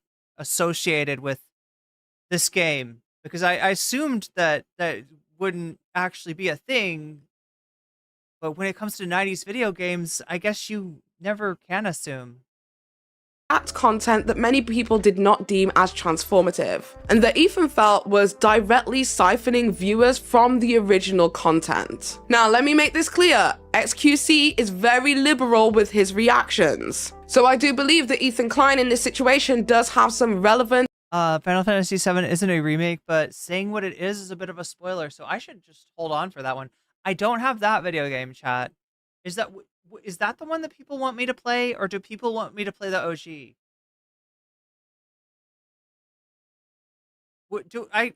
I've been told that you should play the OG first. Fair and valid criticism. However, this was a situation of the right message but the wrong messenger, because on the heels of the Teddy Fresh controversy, XQC was able to leverage them. You streamed it many times, never had a problem. I don't know if it's one of those like never stream after midnight things, or if it's like but yeah, supposedly, yeah. I mean, that was a thing with Persona 2, right? I don't think it's hopefully a thing with Final Fantasy 7, even though they're like pretty much, didn't they come out like at the same? No, it would have been like Persona 2 would have come out when Final Fantasy 8 came out. Infringing on the copyright of another person in order to distract from his own transgressions. But that's what happens when you make yourself the moral... Is it like Macbeth? I mean, Persona 2 Innocent Sin, maybe. ...authority of IP case law. Ethan, you want to talk about amount of transformation? Then if we want to move on to that topic, let's just get some of your I think your wife's old merch, right? Which is a direct yes, I love this topic. I saw that. I've seen it. And some of the arguments you had against it. Oh my God! I think I changed the angle by 16 degrees, and I changed a little bit of the gamma color on this one. That's very transformative. Okay, Ethan, I'm gonna watch your entire thing, not react in any way, shape, or form. And I'm gonna change the color of the gamma and opacity, and I'm gonna rotate it sideways. That's gonna be transformative, right? Ethan, come on. So let me ask you. Before I address that, and I'm happy to. I'm gonna address everything you said about Teddy Fresh. Go ahead. What does it matter if the clock strikes midnight while you're streaming Final Fantasy VII, you become trans? I'm a hypocrite? How does that affect this conversation we're having? Genuinely, because we're talking about the philosophical nature of taking people's videos, right? And I'm having this conversation with you, but instead of well, the problem is, chat, that Final Fantasy, Persona 2 is a game about urban legends, right? And as you might expect, a game about urban legends actually has an urban legend about it. Answering the question, you're constantly. And most of the time, I would assume that urban legends are not true, but I gotta say, some very strange stuff happened when I started playing Persona 2. Deflecting to prove that, no, I'm a bad guy, and I don't see why you would do that. Very spooky. Other than the fact that you don't have a good argument to argue the substance. Like, why do you keep deflecting? What does it matter if I'm a hypocrite? Yeah, that's right, Chapter Black. If you play Persona 4 on a rainy night at midnight, yeah, you'll go into the computer screen. Well, dude, what is it better that I'm a hypocrite? Well, no, I'm genuinely curious, but I'll answer the Teddy Fresh before you do your monologue. It discredits all your points and makes you look like... No, it doesn't. No, I'm genuinely curious. No. You took the high road. No, I really want you to answer it. And you fell on your face flat. No, it's time to let on the facts. No, it's an interesting philosophical question. Prove me wrong. Okay, first of all, the Teddy Fresh thing. So Teddy Fresh is a company with 30 employees. And by the way, I love whenever someone's losing a debate to me, they bring this up. It's literally the lowest hanging fruit. And if you knew anything about me, you know I've talked about this 1,000 times. But I'll address it because you brought it up. Go ahead. We have like a whole team of designers. And sometimes our designers are taking stuff way too close to the source. And I agree, and it's not okay. Give a fuck. So does my editors, which makes us about equal on that topic. So you can still sometimes, when somebody gets confused at the company, when one of the sweatshop guys gets it wrong, hold on. Oh, my bad. But when my editor gets it wrong, oh no, we are thieving. Hold on. Let me finish my point. Yeah, bring out Gila. Hey, bring him in. Hold on. Let me finish my point. Did you just misgender Gila? What's going on here? Hold on. Your husband is bald. I actually wasn't planning to come in, but you brought up Teddy Fresh. Listen, then talk to me, because I'm the person running Teddy Fresh, not him. Yes. You want to talk about it, talk to me. I understand, Gila. Okay. And the reason why I brought up that point, okay? He did do the worm, yeah. Is that sometimes some things happen where it's somebody else's fault. Wait, can we see XQC doing the worm? Mistake. Let me see if I can find it. And some things just gonna happen, right? It's just kind of human nature, and just it's a course of time. That's bullshit. And the question is, what do you do about it? Yeah, what are you doing about it on a daily basis? I took action about it, yeah. And it hasn't happened. Yeah. Since things came up online, people pointed out to us. We had meetings at the office. We made guidelines when we work with new graphic What are you doing about it? That's the question. What are you doing? Okay, so the designs you stole. Do that. That's called being a thief. It's a thief. Oh, yeah. Piece of shit, garbage. Yes, that was not right when that happened. Okay. It hasn't happened in a long time, and we actually made efforts to prevent it. You have not. There's the worm. Teddy Fresh? Yeah, if we're done talking about Teddy Fresh, it'd be better because I don't want to feel like we're ganging up. Get out, thief, before I fucking Robin Hood this shit. Before I start splitting the wealth of your company to other people. Holy shit, I'm about to come at you guys for things and designs. Jesus Christ, bro. You're being pretty silly, but ours is defensible. Yours is not. Or at least we've made... It's not defensible, but anyway, you know what? I mean, I don't see this conversation going much. Guys, it is defensible thievery, guys. He doesn't want to pursue that conversation. Yeah, Keffel's brought this up too. A few different people have brought up Teddy Fresh.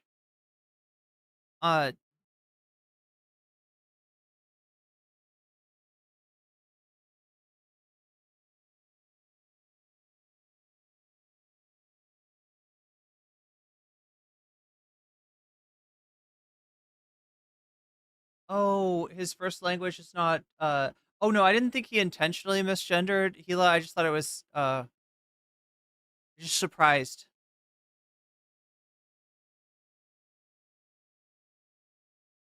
The worm. You know, I really expected something different though. When I was told that XQC did the worm, I was thinking they were talking about like there's a breakdance move that's called the worm. That's a lot more fluid than that. Oh no, he's gonna grab his sack. God damn it. God damn it, XQC. Why'd you have to grab your sack? Guys, it's stealing in the right way. No, I retracted that as soon as I said it. Okay, so now that we have discussed everything and we're all caught up and up to speed with everything related to Ethan Klein and this current situation with copyright infringements, his history of objective hypocrisy, as well as why I believe that Ethan Klein decided to focus on Mika's rhetoric as well as Aubrey Smalls to distract from the real tea that's going on and the very important question that Adam McIntyre posed to him. What are my conclusions? I feel like when he says it's the worm, it's like he owes, like has he even watched other people do the worm? Like, he just has his own thing and he calls it the worm, but the worm was already, as some people in chat are bringing up, the worm was already a pre-existing thing. Yeah, he's doing like an inchworm or something. I don't know what the fuck that is.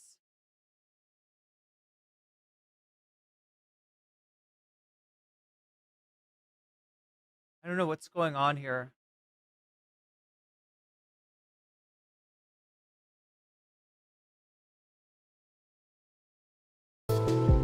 But I do know that I've got Final Fantasy VII now, and should I start putting video game options on the bonus content again? Are people actually interested in this?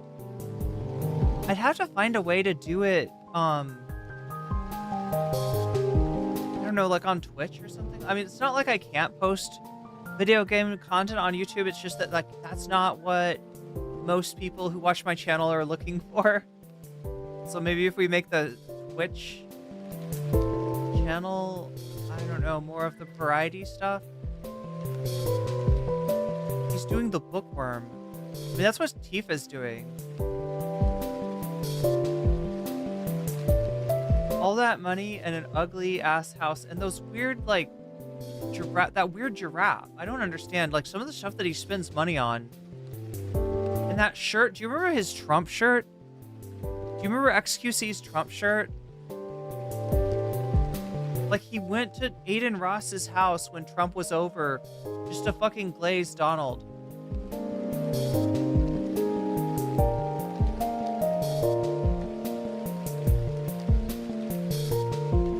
Like, that would have been so funny. He should have showed Donald Trump the worm.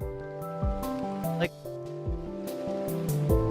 you'd be like, oh, I gotta show you this thing that I do. It's called the worm. Here, look. The worm is, yeah, breakdance move. Yeah, it's like it's a cool move, but he didn't do that. He did some other thing. I just don't think he should get to call that. Wait, he's streaming from a garage? Is that right? Yeah, he was wearing a Trump shirt to see, I think, to see Trump. If I'm not mistaken. Okay, it's better than buying Trump a Cybertruck with a Trump assassination wrapper. That was the most cringe. And chat, that was a huge stream for me. That was a huge, when I covered, in fact, that was probably the first huge stream of like 1,000+ viewers of last year, and I didn't get paid for it. Aiden Ross claims all of his content, apparently. Same person that does it for iShowSpeed, so.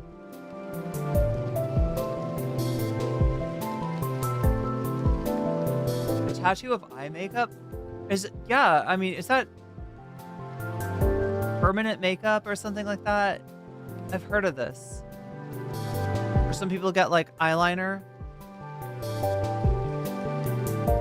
Not JD Vance though.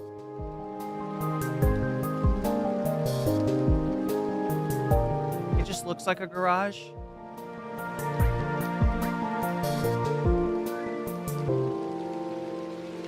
I feel like I need a loop of just XQC doing the worm to like the wounded slug.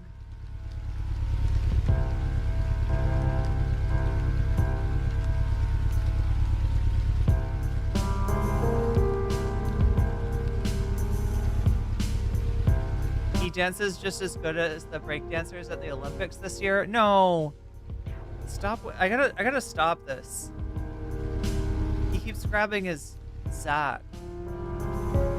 I keep on forgetting that's on there, but. I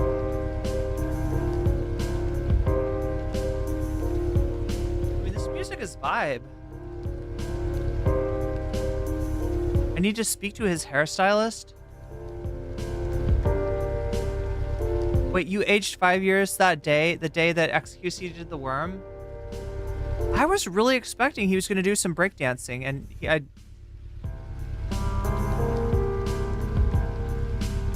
his worm move has a specific stages like stop motion instead of a fluid transition. Does he even know that it's a dance move?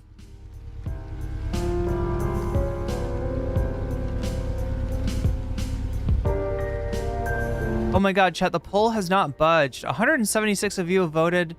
Of those, 49% choosing Elon Musk cheats at video games. 19% wanting a visit to the Spanko therapist, as do we all in some way, I'm sure.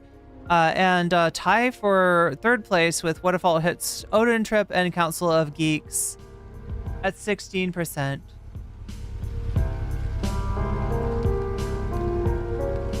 We are, however, at 53% of the dono goal. So not quite there. It's a very neurodivergent way. I mean, I don't want to police how somebody, you know, expresses themselves. But it's just like he doesn't have respect for the existing dance move.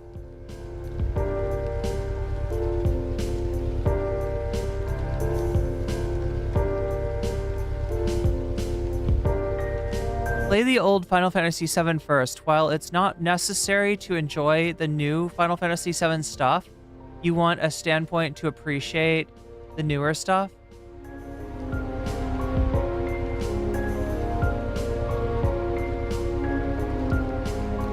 It makes you want to log into 14. I've never gotten into Final Fantasy 14 Mistral because I'm afraid, right? So the other games, they have like discrete beginnings and endings. 14, I think, don't they just keep on adding content to it? And you can continue to like level up and stuff. And I feel like I'd get sucked into. I don't trust myself with 14 or any MMORPG. Ever seen Destiny do the worm? I mean, I feel like there's some pictures of Destiny's worm, out there, but I avoided seeing all that stuff, right? When all the stuff of Destiny's came out, I think I read the Discord logs, but I never looked at the videos because I just like that kind of stuff you can't unsee. You know what I mean? I don't want to see that. I don't want to ever have that in my memory banks. I can't, there's no way to dump it. Right, you can't, like, if you see, like, and I don't want to know about, I don't want to know about Destiny's sex life. I know a lot of people watched to try to verify whether certain people were certain people, but yeah, so, and some of those people, I feel like one or two of those people actually know, and so it's like really, really super awkward for me to even watch it, so I've avoided it completely. But I'm hearing little peeps come out about more and more people saying that this is not in fact okay. This is actually pretty fucked up what Destiny did.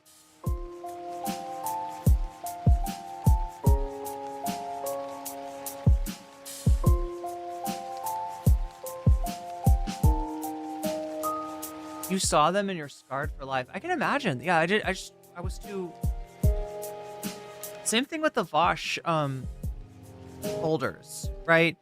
I did talk to other people who did look at them, so I didn't want to, you know, be making claims or describing what's in there without knowing for 100% what is in there. But yeah, I just like stuff like that I can't look at. Elon's fail game streams are at least a nail in the coffin because Dittman can at least... Yeah, well, Dittman did learn a decent amount in one night. He did get better in Fortnite. He did start out very bad, as one would expect for somebody who has never played a video game before, who has never played that video game before. And by the end of the night, he was actually doing pretty good. So...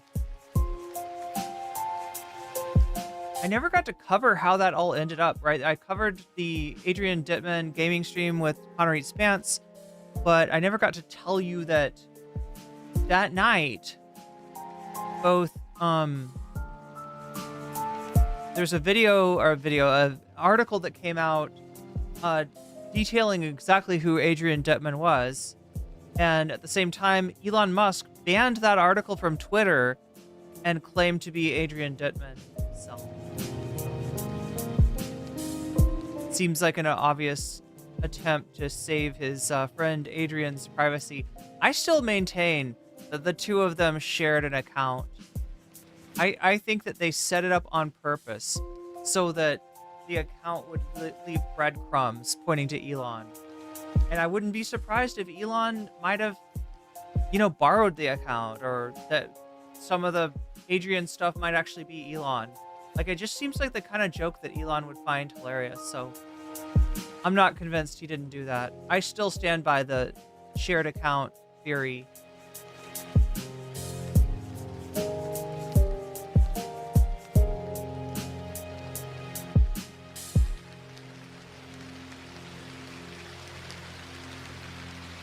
Destiny's Worm is if Bad Empanada's logo went on Ozempic? Wait, what?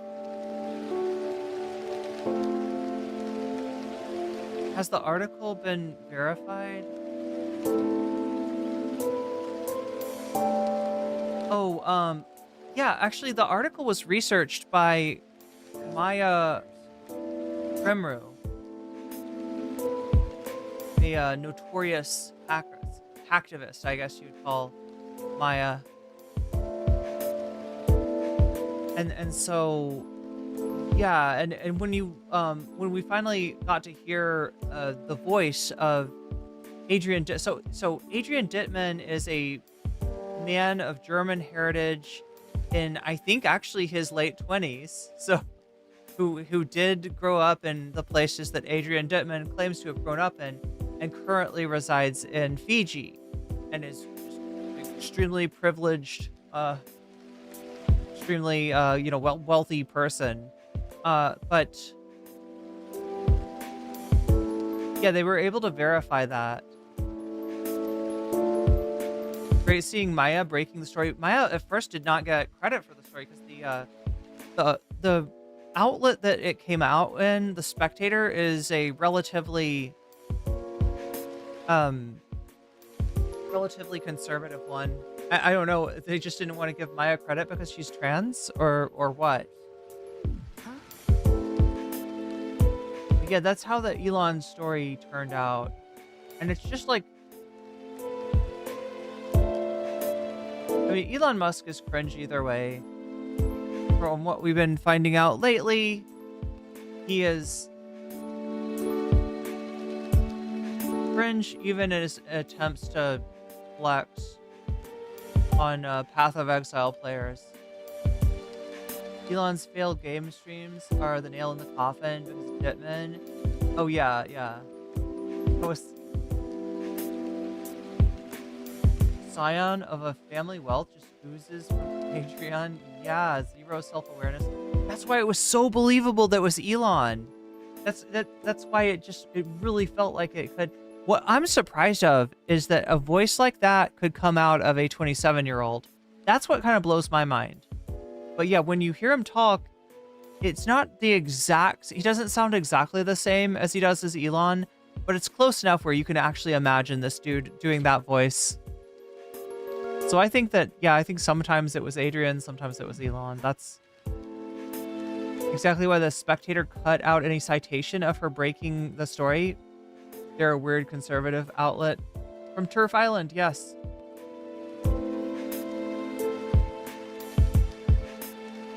I think, yeah, I thought he was like 27.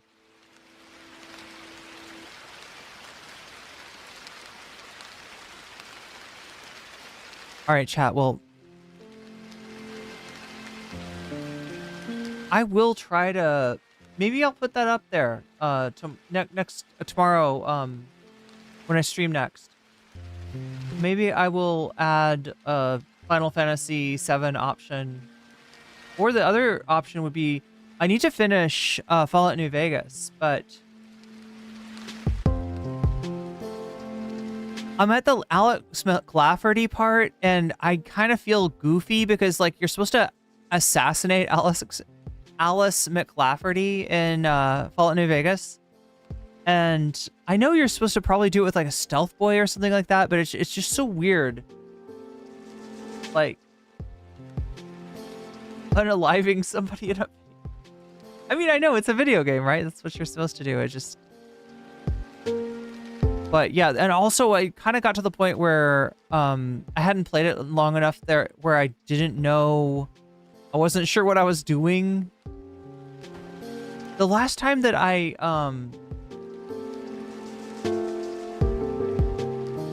did something like that, it's where it was the mission to break into gun runners, and I was planning to just go in and get the stuff, but I ran into like all of the gun runners and just had to have a, well, it wasn't hard, right? Because I've got a Boone and I've got Eddie as companions, so I pretty much took out the gun runners. And I know that's bad, because then the gun runners gun for you the rest of the thing. He is a great voice actor. Kudos to the weirdo.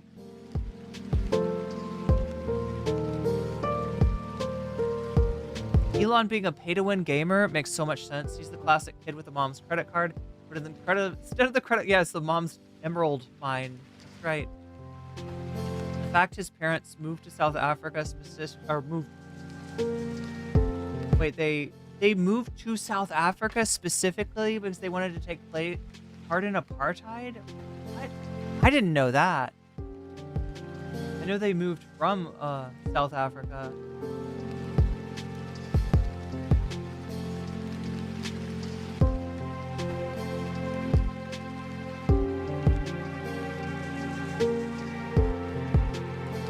Oh, grandparents? What faction are you doing?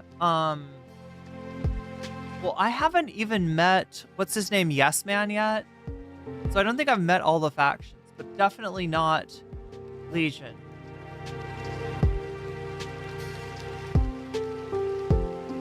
That's the one thing I've decided so far, not Legion. Oh, and I don't think I've met Mr. House either.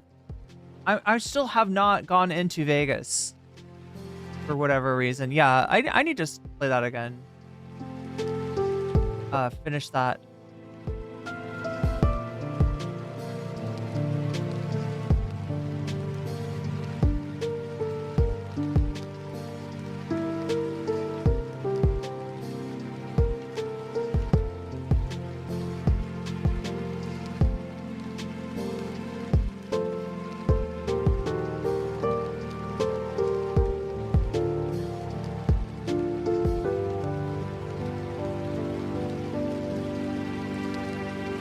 Okay, chat, I feel like we haven't raided into Echoplex Media in a little while. Looks like Echoplex Media is on and watching Bill Maher. So, what is the latest Bill Maher thing? I should know. It was the guy that came on and... Wait, no, has he got Sam Harris? You talking to Sam Harris? Yeah, I guess so. We didn't quite hit the we didn't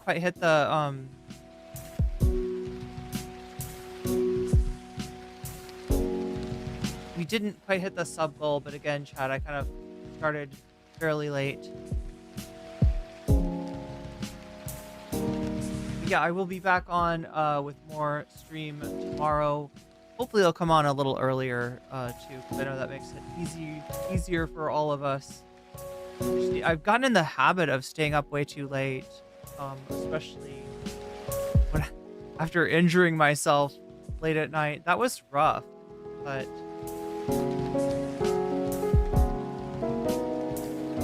yeah, we're gonna raid it into on Twitch, raiding into Echoplex Media. Go say hi to Dave for me, and I will see you all tomorrow. Much love, everyone.